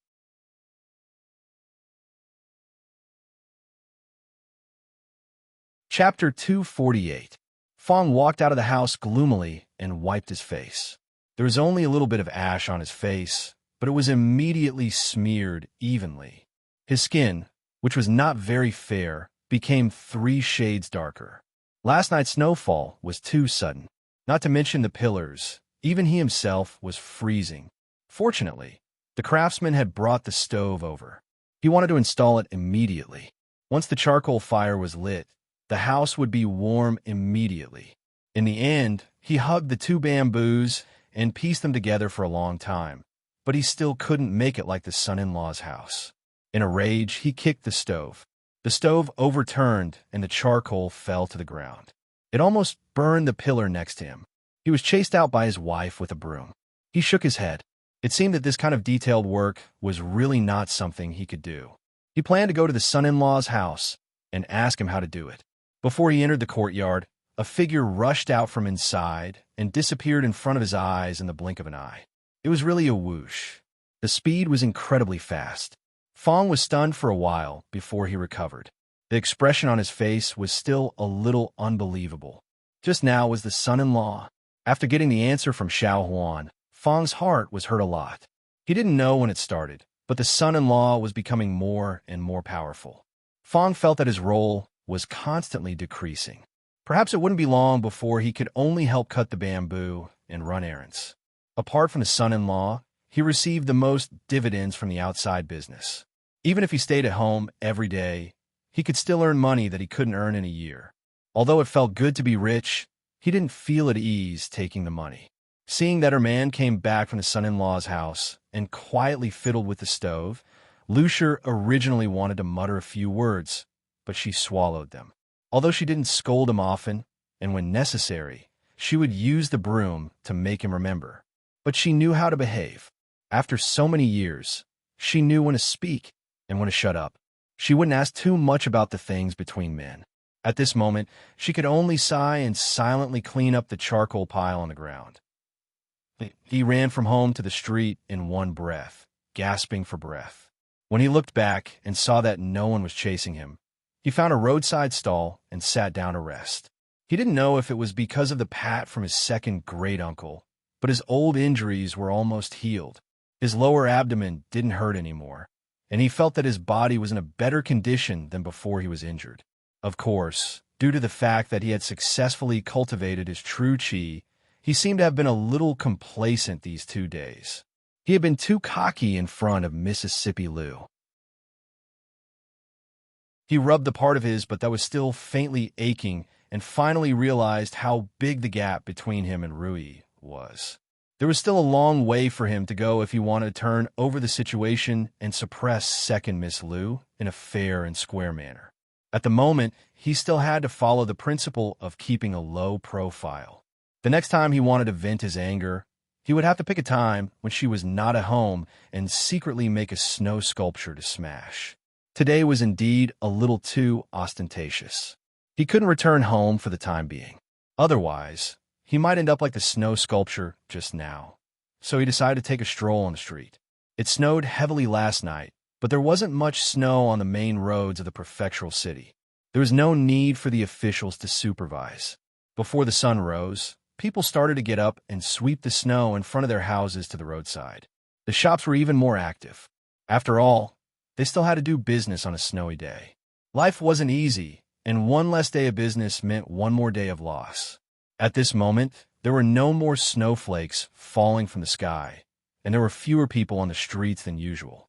In such cold weather, the best choice was to stay at home and not go out. He passed by the place that sold breakfast and bought 2 steaming hot steam buns. The steam buns here were said to have been sold for decades.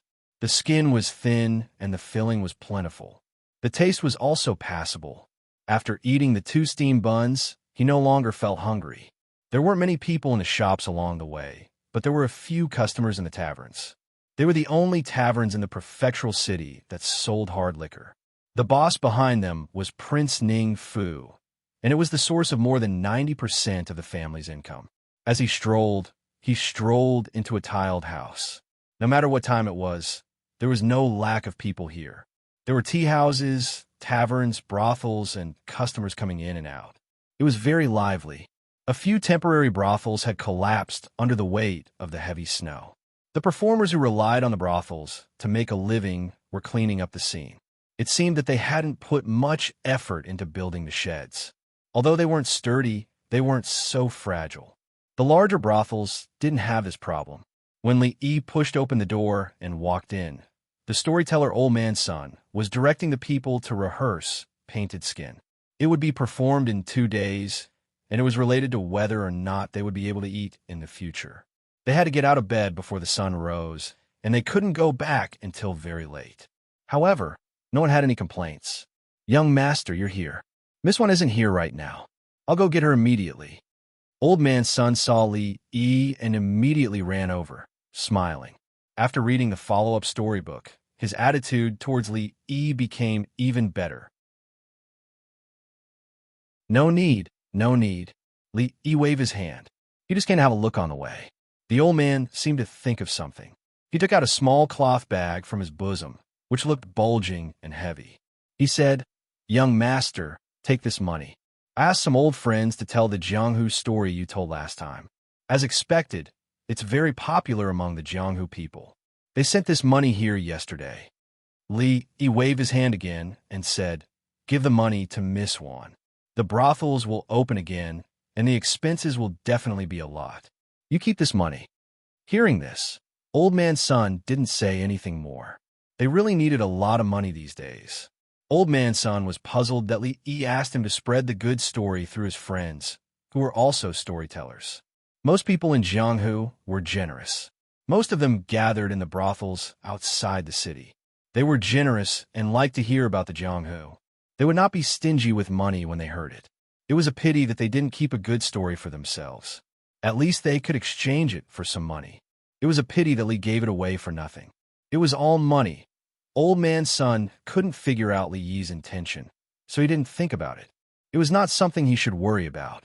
He sent him out of the brothels and went back to urge those people to hurry up and rehearse. "Hey, old man, go on. What is the 72 evil warding swordsmanship exactly?" In a temporary shack at the foot of the city wall, a man threw a small piece of silver into the jar in front of him and urged. The shack was not big, but there were many people inside. Most of them looked travel-worn. It was obvious that they were people who often traveled outside. After the man urged him to continue, the rest of the people also urged the old man to continue speaking with interest. Although the old man was old, he still had some eyesight. When he saw a flash of silver light into the jar, the wrinkles on his face bloomed like chrysanthemums. He cleared his throat and continued. "The 72 evil warding swordsmanship of the Han family is really amazing. It is a legendary first-class swordsmanship, but few people know about it. First, this swordsmanship is never taught to outsiders. Second, the swordsmanship is fast and strange. No one outside knows the name of the swordsmanship. They only know that the swordsmanship is extremely fast and has reached an unimaginable level.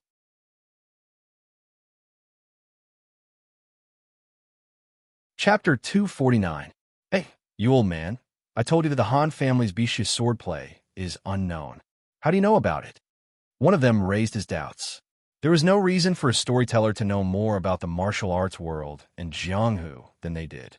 He had never heard of the Bisha sword technique or the world's fastest sword technique.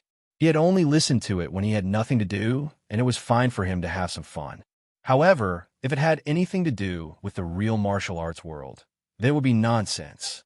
Just as he raised his doubts, someone slapped him on the head. A tall man scolded, "Listen to the story. You talk too much." "Yes, old man. Hurry up and continue. There have been such rumors in Jianghu these days. I heard that the Han family's Bisha swordplay is invincible. I thought it was just a baseless rumor. I didn't expect." Another person exclaimed. Everyone looked over. "Really? There's such a thing? This brother is right. I heard someone mention it the day before yesterday." The few people who were listening to this story as a way to relieve their boredom were instantly shocked. Although there were many rumors in the Jianghu, if there was no basis, the rumors would collapse on their own and not spread widely. Could it be that the Han family's Bisha swordplay was real? They heard that the Han family's disciples all used swords. The Han family's leader, Han Dazhong, was also known as the fast sword in Jianghu. The more they thought about it, the more they felt that it was possible. This time, no one rushed the old man. The few people of Jianghu gathered together and exchanged what they knew. The best swordplay in the world? Isn't that too exaggerated? If the Han family really had such a supreme martial art, wouldn't they have dominated Jianghu a long time ago? I heard that to learn this Bisha swordplay, there's a prerequisite. A voice paused and said, "To learn this skill, one must first castrate himself. Rumor has it that in the entire Han family, only the current leader has mastered the Bisha swordplay." Castrate himself? Someone said in surprise. Doesn't that mean that the famous senior Han is a eunuch? One of them immediately shook his head and said, "Impossible. Impossible. I heard that senior Han had 5 wives and concubines. How could he be a eunuch?" When everyone nodded in agreement, someone seemed to have thought of something and suddenly exclaimed, "Although the Han family's patriarch has many wives and concubines, he doesn't seem to have any children until now." This voice was like a bolt out of the blue, dispelling the fog in everyone's hearts. He had married 5 wives and concubines, but he didn't have a single child in the past few decades. This was very telling. Either there was something wrong with this senior Han, or he didn't have that thing at all. If they hadn't heard of these rumors, they naturally wouldn't have suspected the second possibility. However, at this moment, everyone thought of the same thing. If there was no such thing, why did he marry so many wives and concubines? Unless he wanted to cover it up. What exactly was the Han family trying to hide? How did Senior Han get his nickname of Swift Sword? Why had the Four Seas escort agency developed so quickly in the past 20 years and was about to become one of the most powerful families in the martial arts world? No one answered this question, but everyone was well aware of the answer. No, it's not that he didn't have any children. Someone thought of something and shook his head. His only son committed a serious crime a year ago and was beheaded by the authorities. Do you still remember that Senior Han gathered heroes from all over the world to kill that woman a few days ago? I heard that Senior Han's only son was caught by that woman and brought to the authorities. I remember now. After Han Dazhong married and had children, his martial arts suddenly improved by leaps and bounds. He killed several powerful enemies and made a name for himself in the martial arts world. Could it be that he really, after putting all the information together and organizing it a little, they finally dug out a deeply buried mystery? The Han family's 72 styles of Bisha swordplay was unparalleled in the world, but the conditions to cultivate it were too harsh. In order to continue the Han family's lineage, the man surnamed Han castrated himself after marrying and having children. He married so many wives and concubines to cover up the fact that he castrated himself. Otherwise, Why didn't his wives and concubines give birth to any children in the past 20 years when he was in the prime of his life? Bishia's swordplay, the fastest sword in the world. Not long after, a few people walked out of the brothel and disappeared into the crowd in different directions. People came and went in the brothel. The old man told the story of the Bishia swordsmanship over and over again. It was a rare and good story. Those martial arts heroes were too generous. The earthen jar in front of him could be filled half in a day. He was afraid that in half a month he could earn the money that he used to earn in a whole year. Old Son was a good man. He didn't make friends with him in vain. He gave him a money-making story just like that. He couldn't take all of the money. He had to at least give half of it to Old Sunday, otherwise he would be breaking the rules and would be despised by his peers. The circle of actors and actresses wasn't big. They traveled everywhere to make a living, so they naturally made friends. At this time, in the various brothels outside and inside the city, there were several storytellers like this old man. They all had the same idea as him. On Hai County, the Han family. Bang! The head of the Han family, Han Dajong, had just finished listening to his disciple's report. He slammed the teacup in his hand on the table. His vital energy surged, and the cup was shattered into powder. His face was as dark as water. Who is targeting the Four Seas escort agency and our Han family? Han Dajong's voice was filled with uncontrollable anger. Within 3 days, the Four Seas escort agency had been robbed 5 times. Although the goods weren't robbed, a few of the escorts were injured. Their journey was delayed, and the agency's reputation suffered a significant loss. Ever since the Han family gradually became powerful and made a name for themselves in the martial arts world, this was something that had never happened in the past 10 years. It was obvious that someone was targeting the agency and the Han family. I've asked the escorts. The people who came to rob the goods were all masked. Moreover, they did at night. I couldn't tell where they came from. The young man in the hall said respectfully, "Master, should we increase the number of escorts? The agency's business has already decreased by 20%. If this continues, our losses will be too great." Han Dajong waved his hand and said in a low voice, "No need. This time, you and your junior brothers will personally escort the goods. If anyone dares to rob the goods, bring them back to me.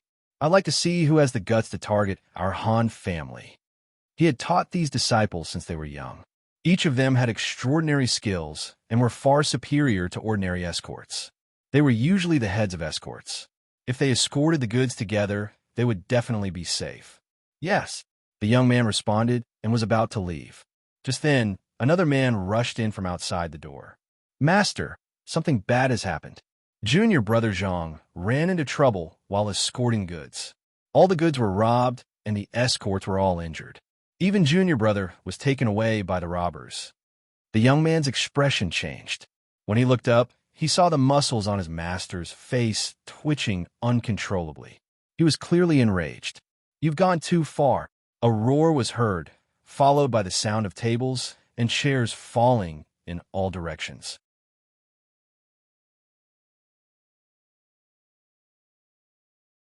Chapter 250. The Jianghu had been eventful since ancient times. For hundreds of years, dynasties had come and gone, and the position of the country had changed. The Jianghu was also filled with endless disputes. A few days ago, Senior Han and Steward Zhao had stirred up a major event not long after it had ended. In less than 10 days, a new storm had arisen. The Han family, the 72 styles of Bishia swordplay, the Four Seas escort agency. These words appeared frequently in the Jianghu recently and could be heard everywhere. It was impossible to find out who had started this rumor. In just a few days, everyone in Qing, in Prefecture, and the neighboring provinces knew about it. Among this, countless storytellers in the brothels played a major role. The Han family's 72 styles of Bishia swordplay were constantly exaggerated. At first, it was only spread as an anecdote of the Jianghu. After discovering to their surprise that these things were very popular among the people of the Jianghu, countless storytellers seized the business opportunity. Overnight, many storytellers were born. For example, the Bishia swordplay was the most profound and mysterious martial arts in the Jianghu. The current head of the Han family had only understood a small part of it, but his martial arts were enough to dominate the Jianghu. If he could understand half of it, he could become a great grandmaster and laugh at the world. When he swung his sword, no one dared to disobey him. Someone patted his chest and guaranteed that he had seen Senior Han attack and instantly cut down a dozen people with his sword. But he couldn't even see how Senior Han had attacked.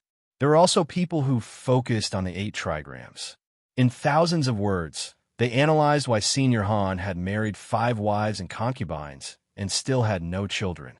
They proved that the saying, "If you want to practice this martial art, you must first castrate yourself." From a professional point of view, they analyzed how many levels of swordplay Senior Han had understood. In a short period of time, even many things about Senior Han when he was young were dug up, including his martial arts, enemies, friends, and achievements in his life. If there was a storyteller in Qing and Prefecture who could not tell the story of great hero Han's life in detail, they would be laughed at by all of their peers. The difficulty of making a living would instantly increase to hell mode.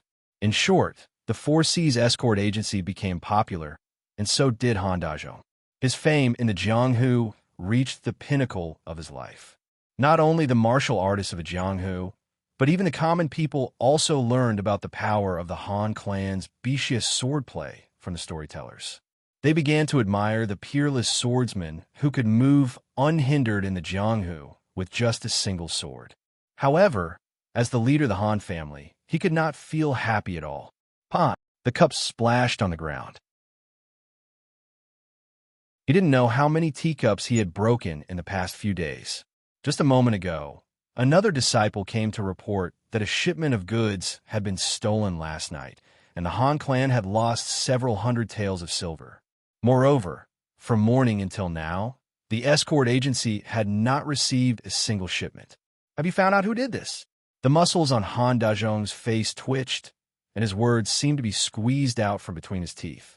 I've already sent someone to investigate, but there's still no news. The young man, standing in the hall, picked up the broken pieces of the teacup and shook his head. Everyone in the Jianghu knew about this matter, so it was impossible to find out who was the one who first said it. The most important thing to do now was to think of a way to stop the losses and restore the reputation of the escort agency. Useless. All of you are useless. Han Dazhong flew into a rage.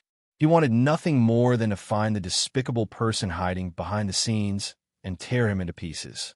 Only then would his hatred be appeased.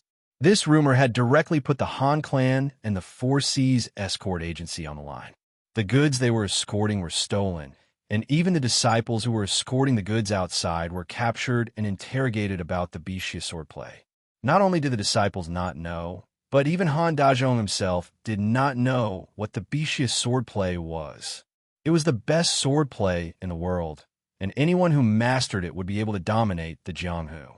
If the ancestral swift-wind swordplay of the Han clan was that powerful, he, Han Dazhong, would have become a grandmaster long ago and ruled the Jianghu. Why would he wait until now? The most despicable thing was that those people thought that he had castrated himself to become a eunuch and married so many wives and concubines just to cover up his disguise. This made Han Dazhong so angry that he almost spat out a mouthful of blood. The person who spread the rumor was extremely vicious. They must have planned this beforehand and investigated him thoroughly. Otherwise, there would not have been a rumor of him castrating himself. In his early years, he was accidentally injured in a fight. Although other aspects of his body were not affected, he lost the ability to carry on the family line. Thus, he regarded his son, who was born before that, as the only descendant of the Han family. Perhaps it was because of Su Zheng's excessive love and indulgence that caused his son to be involved in a murder case and be targeted by the authorities. He had wanted to use his influence to allow his son to hide outside for a few years and return after the rumors died down. He did not expect that before he could escape from Qing and Prefecture, he would fall into the hands of that woman. The only heir of the Han clan had been severed. He hated that woman to the core, which was why he had been so anxious to have someone from the Lulin kill her a few days ago. At this moment, the young man in the hall raised his head. A trace of doubt appeared on his face as he asked, "Master, is the BCS swordplay real? Get out." It was one thing to be humiliated by others, but he did not expect that this good-for-nothing disciple would also stab him in the heart and doubt the authenticity of the matter. Wasn't it the same as suspecting that he, Han Dajong, was a eunuch? Han Dajong finally could not take it anymore. He pointed at him and scolded angrily. "Get out of here!" This disciple takes his leave. The young man knew that he had asked something he should not have and immediately retreated. After walking out of the door and passing through a few long corridors, the panic on his face disappeared and was replaced by a gloomy expression. He cursed in his heart, "Old bastard, I've never seen him mention such a powerful martial art. My fellow brothers have never heard of it either." It seems like he has never treated these disciples as one of his own. He scoffed at the idea that if one wanted to practice the BCS swordplay, they had to castrate themselves. As his disciple, he had served him for many years and naturally knew some of his secrets. Castration was fake, but there was no smoke without fire. The matter of the BCS swordplay made him suspicious.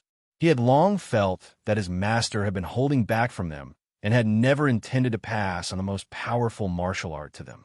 Did he want to take it with him to his grave?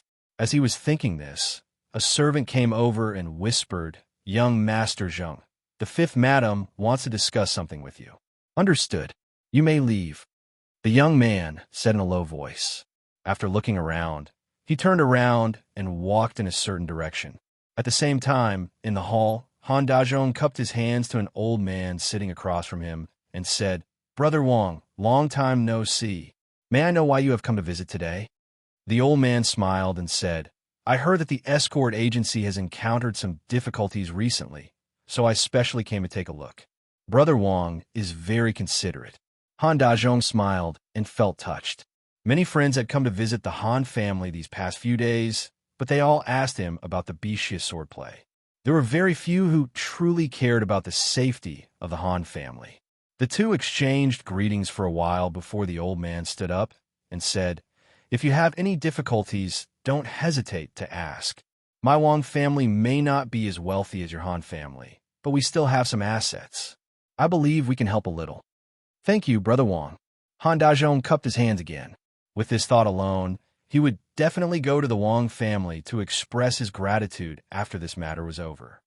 "You're welcome." The old man smiled and waved his hand.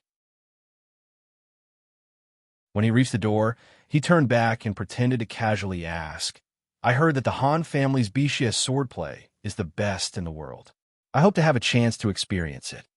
The smile on Han Dajong's face froze, and the veins on his forehead began to bulge. An old servant ran in from outside and said in a panic, "Master, it's not good. 2 more shipments have been stolen." Puffed. Han Dajong's face turned pale, and he couldn't help but spit out a mouthful of blood.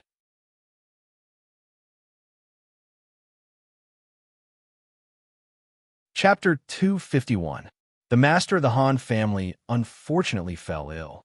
The Four Seas escort agency was temporarily closed and no longer accepted any escort missions. This was clearly an unnecessary move. After this incident, the business of the Four Seas escort agency plummeted. 5 out of 10 escorts were robbed. Who would trust them with their goods? After a few days of fermenting, the rumor had begun to develop in the direction of a myth. The Han family had a peerless sword manual. If one learned half of it, one could become a top-notch master and become famous in the martial arts world. If one learned 20%, one could become a grandmaster. If one learned 50%, one could sweep through the martial arts world, be invincible, and beat grandmasters. Almost everyone in the martial arts world knew of this rumor. The Han family sent many people to stop these rumors, but they could only use force to deter the storytellers in the brothel. After they left, what needed to be said would still be said. This was their livelihood. How could they not take advantage of this to earn more money? Although the status of the performers was low, the court had never convicted them based on their words, let alone the Han family. At first, it was just a thin layer of ripples. However, when this layer of ripples spread out in all directions with Qing, in prefecture as the center, countless unseen undercurrents began to surge in every corner of the martial world. The business of the Four Seas escort agency has stopped. More than half of the escorts left the Han family to make a living on their own. I heard that when Han Dajong learned of this, he vomited 3 liters of blood on the spot. Now he's been bedridden for a few days. When Wu Er spoke of this, his face turned red and his saliva flew everywhere. He gulped down a mouthful of tea and said excitedly, "I've long disliked that Han guy. So what if he's good at martial arts? He can bully people just because he's good at martial arts. Now he's getting his just desserts." Although Wu Er did not know Han Dajong, his elder brother was also in the business of escorting goods. The Four Seas escort agency relied on their numbers and power. These small escort agencies were often bullied by them. Not only were their businesses robbed, even the people were beaten black and blue. This was only one of the reasons. Han Dajong was quite famous in the Wulin world, but he had nothing to do with the word chivalrous. What he did was to steal chickens and dogs, deceive the world to gain fame. In short, Wu Er had not liked him for a long time. This time, there was no doubt that the Four Seas escort agency had suffered a great blow.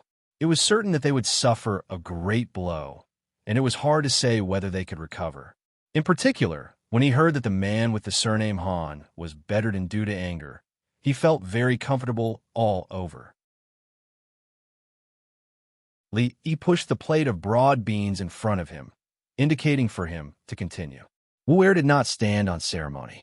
He pinched a few beans and threw them into his mouth, making a crunching sound. He said, "Nowadays, there are many people in the Jianghu who are plotting for the Han family's BCS sword manual. Up until today, there are at least 3 forces that have started to move against the Han family." After drinking a cup of water to moisten his throat, he looked at Li Yi with some doubt and asked, "Sir, do you think Han Dajong is a eunuch? Is it true that the BCS swordsmanship can only be practiced by castrating oneself?" Seeing Wu Er's doubtful expression, Li Yi knew that he had achieved the effect he wanted. Even Wu Er, who had personally spread the rumor, had doubts about whether Han Dajong had a penis, let alone others. In fact, before this, he was not completely sure whether this method would work or not. After all, the BCS swordsmanship was only a martial arts technique fabricated by Old Master Jin. The disaster of the Lin family only existed in the novel, The Smiling, Proud Wanderer. What if the martial arts masters in this world did not fall for it? But at that time, he had not thought of a good method, so he might as well give it a try. The Lin family started off as an escort agency, and so did the Han family. The BCS swordsmanship was said to be extremely fast. With a sword in hand, the world was mine. Han Dajong's nickname was Fast Sword. It was said that those who were not good at martial arts could not see his sword clearly. To practice the BCS swordsmanship, one needed to castrate oneself. Han Dajong married 5 wives and concubines, but for 20 years, he did not have half a son. This senior Han was born to be a scapegoat. Art came from life, but it was higher than life. Old Master Jin's understanding of human nature was quite accurate. He thought that those people would not be interested in a martial arts that required one to castrate oneself. At least, they would not have such a strong interest.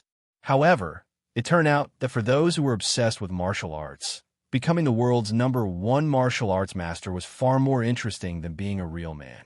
The Han family was definitely finished. Ever since that senior Han gathered those Greenwood bandits and came to Willow Leaf Village to make trouble, their ending was doomed today. The temptation of the BCS swordsmanship was too great. Those people would definitely try to get it. Of course, Senior Han was a hero with a strong temperament. No matter what torture those people used on him, he would not say anything. Even if he was beaten to death, he would not say anything. Even if he was violated by those people and lost his chastity, he would not reveal any secrets about the BCS swordsmanship. No matter how they asked, Senior Han looked like he did not know anything. Those people would definitely be very disappointed. In order to get the secrets of the swordsmanship, they would probably use some other means. As for what the means were, it was not something that Li Yi needed to worry about. He pinched a broad bean and put it into his mouth. He did not know who made the spiced broad beans today. The taste was a little bad. However, he could not rule out the fact that his taste was a little picky. After all, Wu Er was eating it with relish. With a pot of tea, he could make a movie-watching set meal.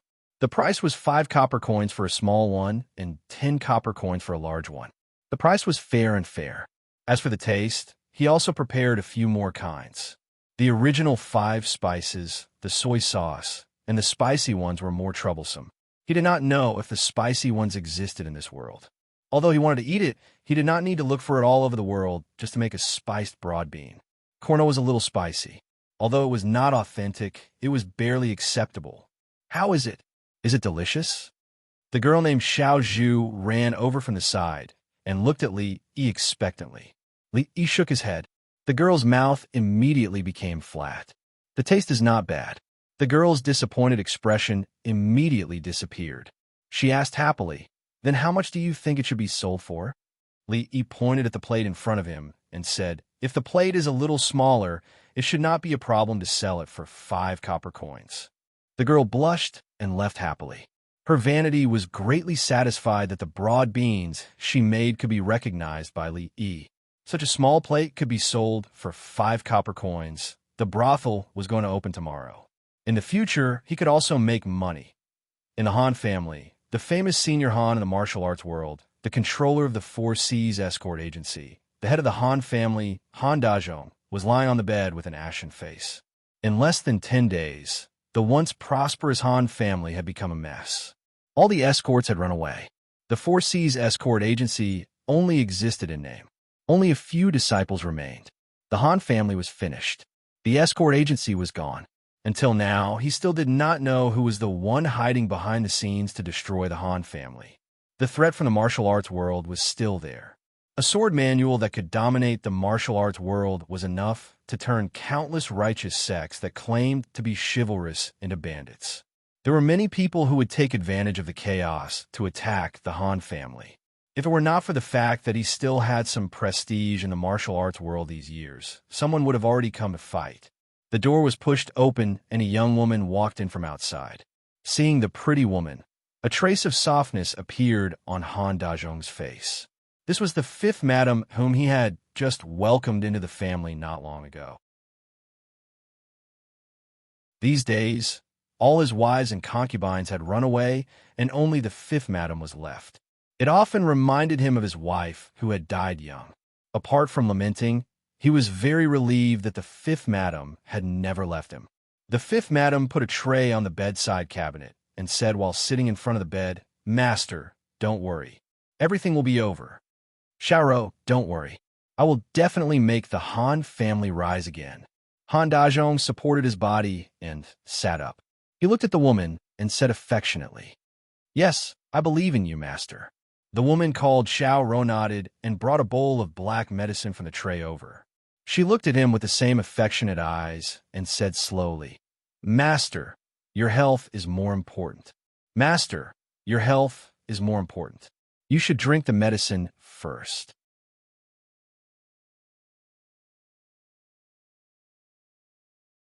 Chapter 252. He took the porcelain bowl from the 5th madam's hand and drank it up. The medicine was very bitter, but Han Dazhong's heart was sweet. Only in adversity could one see one's true feelings. Of his wives and concubines, only the 5th madam was left. Although the servants in the mansion did not run away, these days their faces were full of worry. If it weren't for the fact that they would be killed as escaped slaves if they ran away, the huge Han's mansion would have been empty long ago. In the past, if he stamped his feet, he could at least stir up a storm in Jianghu, in the territory of Qing and Prefecture. However, when the tree falls, the monkeys scatter. When the wall is down, everyone pushes it. The small forces that used to be attached to the Han's family had drawn a clear line with them to avoid being affected. As for his good friends, after symbolically visiting the Han's mansion, they would vaguely mention the Bixia sword book. Han Dazhong had long given up the hope of asking them for help. Perhaps they had played a part in the Han family's current state. Fortunately, there were still people who were loyal to him. He glanced at the beautiful 5th madam and lay down on the bed. He had been in the martial arts world for decades, but he was so angry that he had to lie in bed one day. He had never been so weak in his life. Today, he didn't know why. He just got up for a while, but he felt sleepy again. His eyelids became heavier, and his vision gradually blurred. The fifth madam smiled at him on the bed. Her smile was very beautiful. This was probably the last image left in the mind of the ambitious and ruthless Senior Han. Today, the brothel was very lively. The customers whispered to each other, and it was noisy. The only waiter who delivered tea was running so much that his legs were about to break. The broad beans made by Xiao Zhu had been sold out. It was a small plate of 5 copper coins. Often customers thought it was not enough, and they would give him 10 copper coins and ask him to get a bigger one. The originally open stage was hung with a curtain, which tightly covered the stage. The customers' eyes glanced over there from time to time. What was the painted skin stage? It caught their curiosity. Lin DeBeo was the only waiter here. At the moment, he was a little nervous. His palms were sweating as he held the teapot. He had to be nervous. Grandpa's son and the others had been busy for so many days, waiting for this day. This was related to what kind of life they would have in the future. If they failed today, they would all have to leave tomorrow with their burdens on their backs. No, I can't think about it anymore. There are still a few pots of tea left. I can't let the guests wait anxiously. Wiping the sweat from my palms, I picked up the teapot and jogged over. As early as a few days ago, a large notice was pasted outside the main gate of the house. Whether it was passers-by or guests, everyone could see it. The content of the notice was very simple. On the first day of the 12th lunar month, there would be a performance of painted skin in the brothel. The location of the brothel was marked on a small map below, and everyone was welcome to come and watch. No one knew what a stage play was. However, they were no strangers to the painted skin. It was the most popular story in the brothel a few days ago. The content of the story was very exciting. It was said that it could stop children from crying. Even the most courageous man would shiver after hearing it. Even the security at night in Qing and prefecture was a lot better. After hearing the story, there were fewer people walking at night. Although they didn't know what a stage play was, they were sure that it wasn't a dry story told by the old man. With the reputation of the painted skin, the first performance was almost full after the advertisement was put out. Li Yi sat in a remote corner, and Fong sat next to him. He was a little listless and didn't even have the mood to watch the play. Thinking that he had quarreled with his wife again, Li didn't care too much. Suddenly, someone squeezed into the empty seat next to him. Wu Er came over and said in a low voice, "Han Dazhong is dead." These days, Wu Er was very concerned about the matter of Senior Han. He knew that the county magistrate was more concerned about it than he was. Once there was any news, he would immediately come to report. When the government received the report from the Han family's servants, Han Dazhong was already dead in bed. It was said that he was poisoned to death. The entire Han family was turned upside down, and all the gold and silver were gone. The government found some clues on the same day. It was said that the person who did it was the 5th madam that he married not long ago. That woman had an affair with one of Han Dazhong's disciples and added arsenic to his medicine. The two of them took the Han family's belongings and fled. They are now wanted. Wu Er said in detail. In fact, these days, the Han family had been in the eye of the storm. No matter what happened, it would quickly spread out. He already has half a foot in the coffin, yet he still wants to marry a concubine. This is great. He didn't die in the hands of others, but in the hands of his own people. Regarding this matter, Wu Er was actually very surprised. According to the news he heard, in the Jianghu, there were already many forces that were ready to make a move. Their target was the Bixia swordplay of the Han family. In the end, before they could do anything, Han Dazhong died. This time, it was estimated that many people would be disappointed. According to the previous speculation, in the entire Han family, only Han Dazhong knew the swordplay of the Bixia swordplay, and he didn't pass it on to any of his disciples.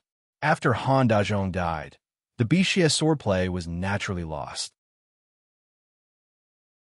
After hearing this news, many people would beat their chests and stamp their feet, regretting that they didn't act earlier. In the following period of time, it was estimated that the Han family would be very lively.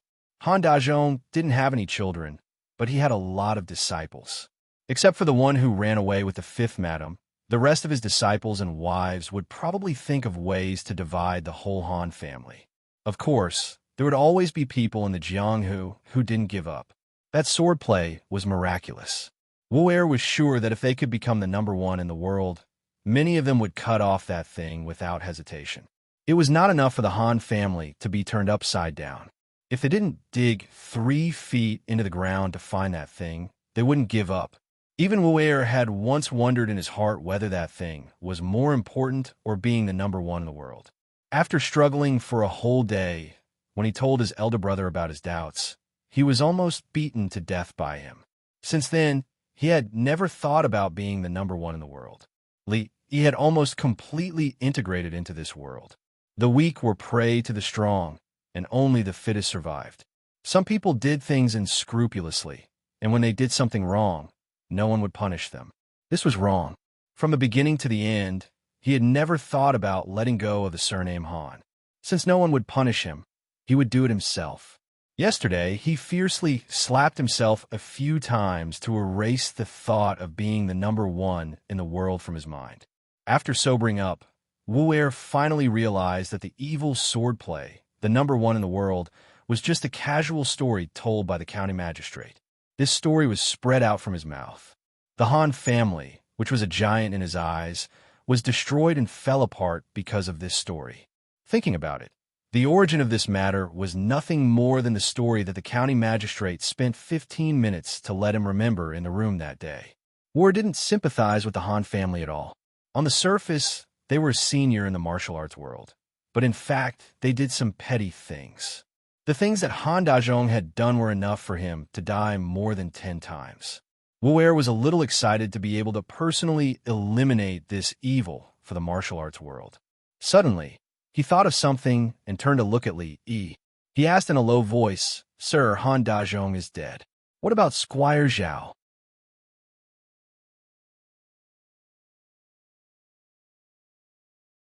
Chapter 253. Fong looked at the man called Wu and the son-in-law, talking in a low voice, and felt very uncomfortable. Senior Han, the escort agency, the Bixia swordbook, the conversation between the two could not escape his ears, but he did not understand what they were talking about. He knew that the son-in-law was doing something very important these days, but he did not know the specifics. In the past, the son-in-law would not hide anything from him, but this time, he did not have any intention of telling him. He looked like a man with thick nerves, but in fact, he had a meticulous side. The son-in-law did not need him to do things anymore. This fact made Fong feel very hurt, but he could not say it out loud. The programs in the brothel were not interesting. The curtain in front of the stage had been pulled back, and the audience could see the situation on the stage. A young man wearing a green robe appeared on the stage. As soon as he started, he bowed to the audience and said, "I am Wang Sheng from Qing in Prefecture. Everyone, greetings." Most of the people present had actually heard the story of the original painted skin. After Wang Sheng came out of the story, they couldn't help but look forward to it. This stage play was really interesting. It was much better than just listening to the story. At this time, the sound of footsteps came from the side. Wang Sheng turned his head to look and said to himself, "Whose family is this Xiaonyang's son? Why is he in such a hurry before the sun is up? Let me go up and ask." Li Yi watched from the corner. Everyone had a look of interest on their faces. It was clearly the first time they had seen this kind of performance. Without a microphone and sound system, it was destined that the brothel could not be very big. Moreover, the venue needed to be quiet enough so that the people in the far corners could clearly hear what was being said on the stage. Fortunately, the audience's professionalism was high enough. Perhaps because they had seen too many performances, they would not make a sound when they were not supposed to. Occasionally, they would disturb others and immediately become the focus of the people around them. After a few times, it was very likely that they would be thrown out. In terms of the effect of the performance, of course, it could not be compared to the performance of the future, but from the perspective of the present, it was already very good. Their preparation time was not short, and the props were very complete. There was even a background board at the back. A few large wooden boards were put together, and the wooden boards were pasted with paper. The paper was a three-dimensional painting. Sitting below the stage, it really looked like a real scene, and the impact was not small. Putting everything else aside, just this alone was enough to stun many people. There were already people below the stage gasping in surprise. Was the sky and sun at the back painted on? This painting is really similar. Yeah, the paintings are so realistic. This stage play is so much more interesting than those storytellers and singers. The three-dimensional painting was not drawn by Li Yi. There were only two people in the world who knew how to draw three-dimensional paintings. One was him, and the other was Lady Zuamo, whom he had met a few times. It seemed that Ruoqing had a good relationship with her, and these things must have been drawn by her. The creativity was not bad. Even Li Yi did not think of it at the beginning. To be able to make such a change showed that their thinking was not too rigid, and they knew how to make some changes. Painted skin was very popular in ancient times, and the erotic elements in it were a big selling point. Things like female ghosts and seductresses could attract these people the most. Wang Sheng and that beautiful woman could do it every night, and it could satisfy the fantasies in their hearts. Of course, the scene of rolling in the sheets could not be acted out. Otherwise, the government would come to arrest them, and the lightest punishment would be a crime of indecency. When Wang Sheng and the woman fell on the bed, the curtain was drawn at the right time, causing a sigh of dissatisfaction from the audience. The curtain was quickly drawn again, and this time it was a new scene. The wooden board behind was also changed to the scene of the market. Wang Sheng met the Taoist priest, and the conversation between the two made Wang Sheng suspicious. The scene changed again, and Wang Sheng returned home to see the female ghost drawing skin on the bed. The makeup skills of the ancient people should not be underestimated, at least when he saw the female ghost dressed up by a performer on the stage. Even Li Yi could not help but shiver. In order to set off the terrifying atmosphere, there was naturally background music at this time. It was the kind of music that gave people goosebumps. The person playing the music hid behind the scenes, and there were also some creepy, strange sounds mixed in. Needless to say, in the entire brothel, there was no one else but Old Sun who could have such vocal skills. The door and windows had long been sealed, and the inside of the brothel was pitch black. In order to let them see clearly, candles were used on the stage. As the flames swayed, the horrifying face of the female ghost could be vaguely seen. There was a huge difference between hearing and sight. The feeling of listening to a ghost story and watching a horror movie was on a completely different level. Some people below the stage had already covered their eyes, not daring to watch. A burly man in front of Lee, he had his head almost stuffed into his pants. He could even hear the crying of a child not far away. Coincidentally, at this moment, the female ghost raised her head and looked down, and the audience instantly exploded. The curtain was drawn again, and there was a lot of noise. Old Sun and the others stood on the stage, their hearts extremely perturbed. That was the end of the show for the day. Whether the audience liked it or not, they really had no idea. The perturbed soon disappeared. After a short uproar, copper coins were thrown up like rain by the people without a care for their lives. Old Sun was hit on the forehead by a piece of silver, but he was not angry. He quickly picked it up and put it in his pocket. I'm rich, I'm going to be rich. Old Sun was not the only one who was excited. Wang Sheng was desperately putting money into a jar, and a piece of silver fell off the stage. The female ghost jumped off the stage to pick it up. The makeup on her face had not been removed yet, and her green skin looked particularly creepy. Fake fangs made of bamboo stuck out her mouth. The man closest to her let out a strange cry and fell straight down. The people around him immediately hid 2 feet away. The female ghost picked up the silver and looked at them with a blank expression. Sister watching so much money. The girl named Xiao Zhu stood on the side of the stage, holding Ruoqing's arm and shaking it nonstop. Her big, bright eyes were shining. She had never seen such a generous customer.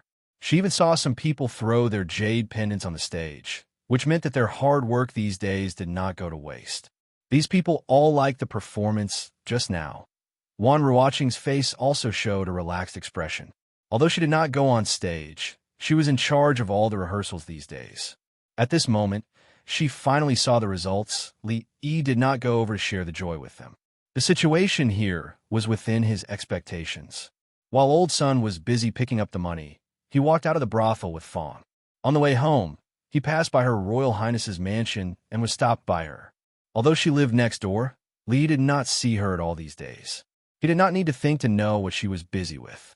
He was really worried that if she accidentally blew up her precious body, would the Emperor come after him? "I'm leaving," Mingzu said directly. "Where are you going?" Li Yi asked subconsciously, but he was a little puzzled. Her Royal Highness could go wherever she wanted. Did she need to report to him? Back to the capital. Hearing Mingzhu's answer, Li Yi was stunned for a moment, and then a surprised expression appeared on his face. He could not wait to confirm, "Really? We are friends. Even if I'm really leaving, you don't have to be so happy, right?" And Mingzhu looked at him with her arms crossed and frowned.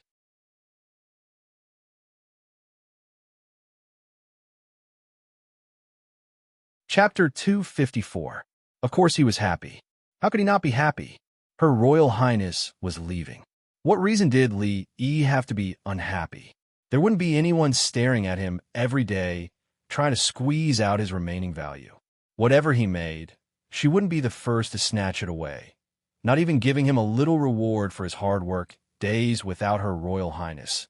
He was like a bird that had escaped from its cage, a wild horse that had broken free from its reins. In short, his days were as comfortable as they could be. Who would want to live a life of being stared at every day? Li looked at her expectantly and said, "I'm a stranger in a foreign land. Every festive season, I miss my family more. Seeing that the new year is coming, I should go back and have a look." "Oh yes, will you come back after you leave this time?" Mingdu silently recited the 2 lines of the poem he had just said and said, "If there are no accidents, I will come back after the new year." Come back. Li's expression was hard to conceal the disappointment on his face. Mingzu looked up at him. "Do you hope that I will never come back?"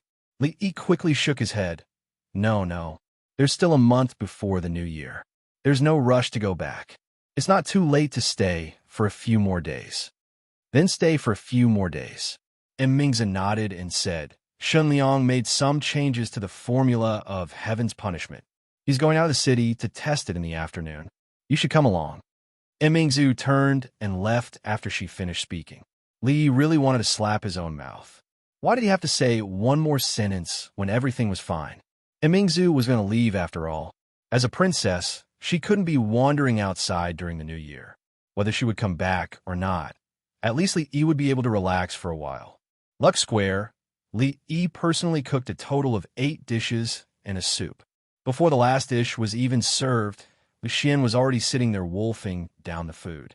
He didn't have the slightest demeanor that a member of the royal family should have. Mingzu Li did not move her chopsticks, but continued to drink the wine cup by cup. In the past, he would hold the jar of wine in one hand and drink from it. Perhaps he wanted to leave a good impression before he left, but his actions today were much more elegant. Li was a little gloomy. She was about to leave. Why didn't she set up a banquet to entertain her old friend at a high-class place like the Jade Courtyard of Drunken Fragrance Building? Why did she ask him to cook at Rui Workshop? However, seeing that he wouldn't be able to see her soon, he didn't want to bicker with her. For the sake of a better life in the future, what harm was there in working hard? Before the last plate of sweet and sour pork could be placed on the table, Li Xian's chopsticks reached over.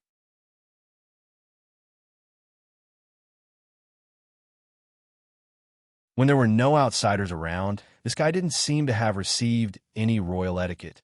He was a guest at someone else's house. If an ordinary kid dared to do anything, he would have been beaten to death by his parents. At least he had a little conscience. He knew to leave some food on the table for him. He picked up a piece of pork tenderloin that had just come out of the pot and chewed it slowly. He couldn't help but sigh.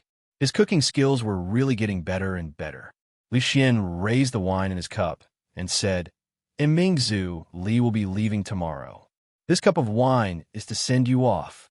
After saying that, he drank the wine in one gulp.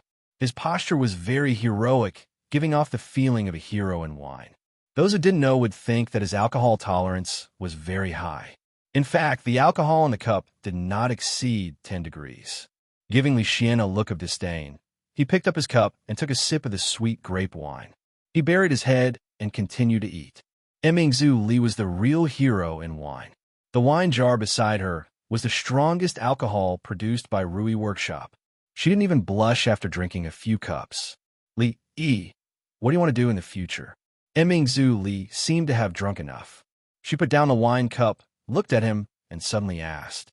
Li Yi was fighting with Li Xian for the last piece of sweet and sour pork tenderloin. After having true qi, his movements and reactions were much faster. Li Xian was no match for him at all and easily defeated him.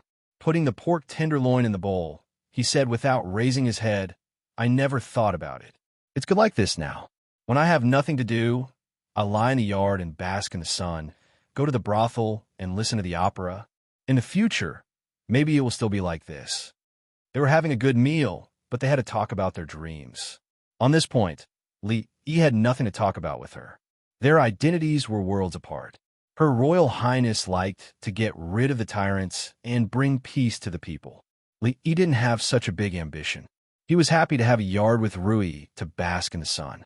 Although he was not ambitious, he was happy to live in peace. He failed to snatch the last piece of sweet and sour pork tenderloin from Li Yi. Li Xian was a little disappointed, but after listening to him, he was a little envious. He didn't envy that he could bask in the sun in the yard, nor did he envy that he could go to the brothel and listen to the opera. He envied that he could do whatever he wanted, unlike himself. Basically, he wouldn't be allowed to do anything he wanted. His father didn't allow him to throw stones on the roof or trees, not even leaves. He didn't allow him to study those messy things. After the teachers left, they didn't hire anyone to teach him. Instead, they sent books to him every day for him to read. If it weren't for Emingzu, he wouldn't be here now. Li Yi's words made Emingzu unable to say what she had prepared. After a moment, she looked at him and asked, What if my father decrees to let you enter the court as an official? You're not really going to do that, are you? Li Yi looked at her with a vigilant face. It was 8 dishes and 1 soup. He had worked so hard to give her a farewell dinner. In the end, not only was she not grateful, but she also repaid his kindness with ingratitude. Were all princesses so unreasonable? Li Yi put down his chopsticks, looked at her, and said, Please spare me. You know better than me how complicated and dark the imperial court is. If I go there, I'll be swallowed up within a few days, and not even my bones will be left. I won't have to trouble you to collect my corpse. Being a county officer was the limit of what he could accept. He had never entered the court, but how could Li Yi not know that China had thousands of years of history? It was a place that devoured people. Li Yi didn't think that he could do better than those old foxes who had lived for decades. Those who could climb to that position were all shrewd people. That was his bottom line. If the emperor really wanted to do that, he wouldn't hesitate to run away immediately. He didn't have much sense of belonging to the Jing kingdom. It didn't matter where he lived. If he really couldn't do it, he could occupy a mountain and become a king. That was also a good choice. Anyway, his family had experience in doing that kind of thing. He could just go back to his old business. It was said that the Northwest was seriously affected by bandits. In the deep mountains, there were bandits and horses everywhere. The government couldn't reach there at all. At worst, he could go there and become a king of bandits. He didn't forget his original intention and pursue his original dream. Emingzu didn't know how to refute. She wanted to say that the court was not as dark as he imagined, but it was against her conscience to say it. She thought carefully. With Li Yi's character, he was fine in other places. Once he entered the court, he might really be eaten up like he said. That place was the battlefield of the rich and noble. There were no weapons, but it was more tragic than a real battlefield. It involved a lot of people. Even her father couldn't do anything about it. It would hurt him if he went to the court. Could it be that she was wrong from the beginning? Seeing Li Yi and Li Xian fighting on the plate again, Emingzu smiled complacently. She picked up the chopsticks and picked up the last vegetable on the plate. She was lost in thought. You're tuning in to the Romance Rendezvous YouTube channel. We're so grateful for your support, and don't forget to subscribe to join us on this incredible journey through captivating stories. Your generosity through donations truly makes a world of difference, as it's the primary source of revenue that allows me to expand and enhance this channel for you. Thank you from the bottom of my heart for being a part of this adventure.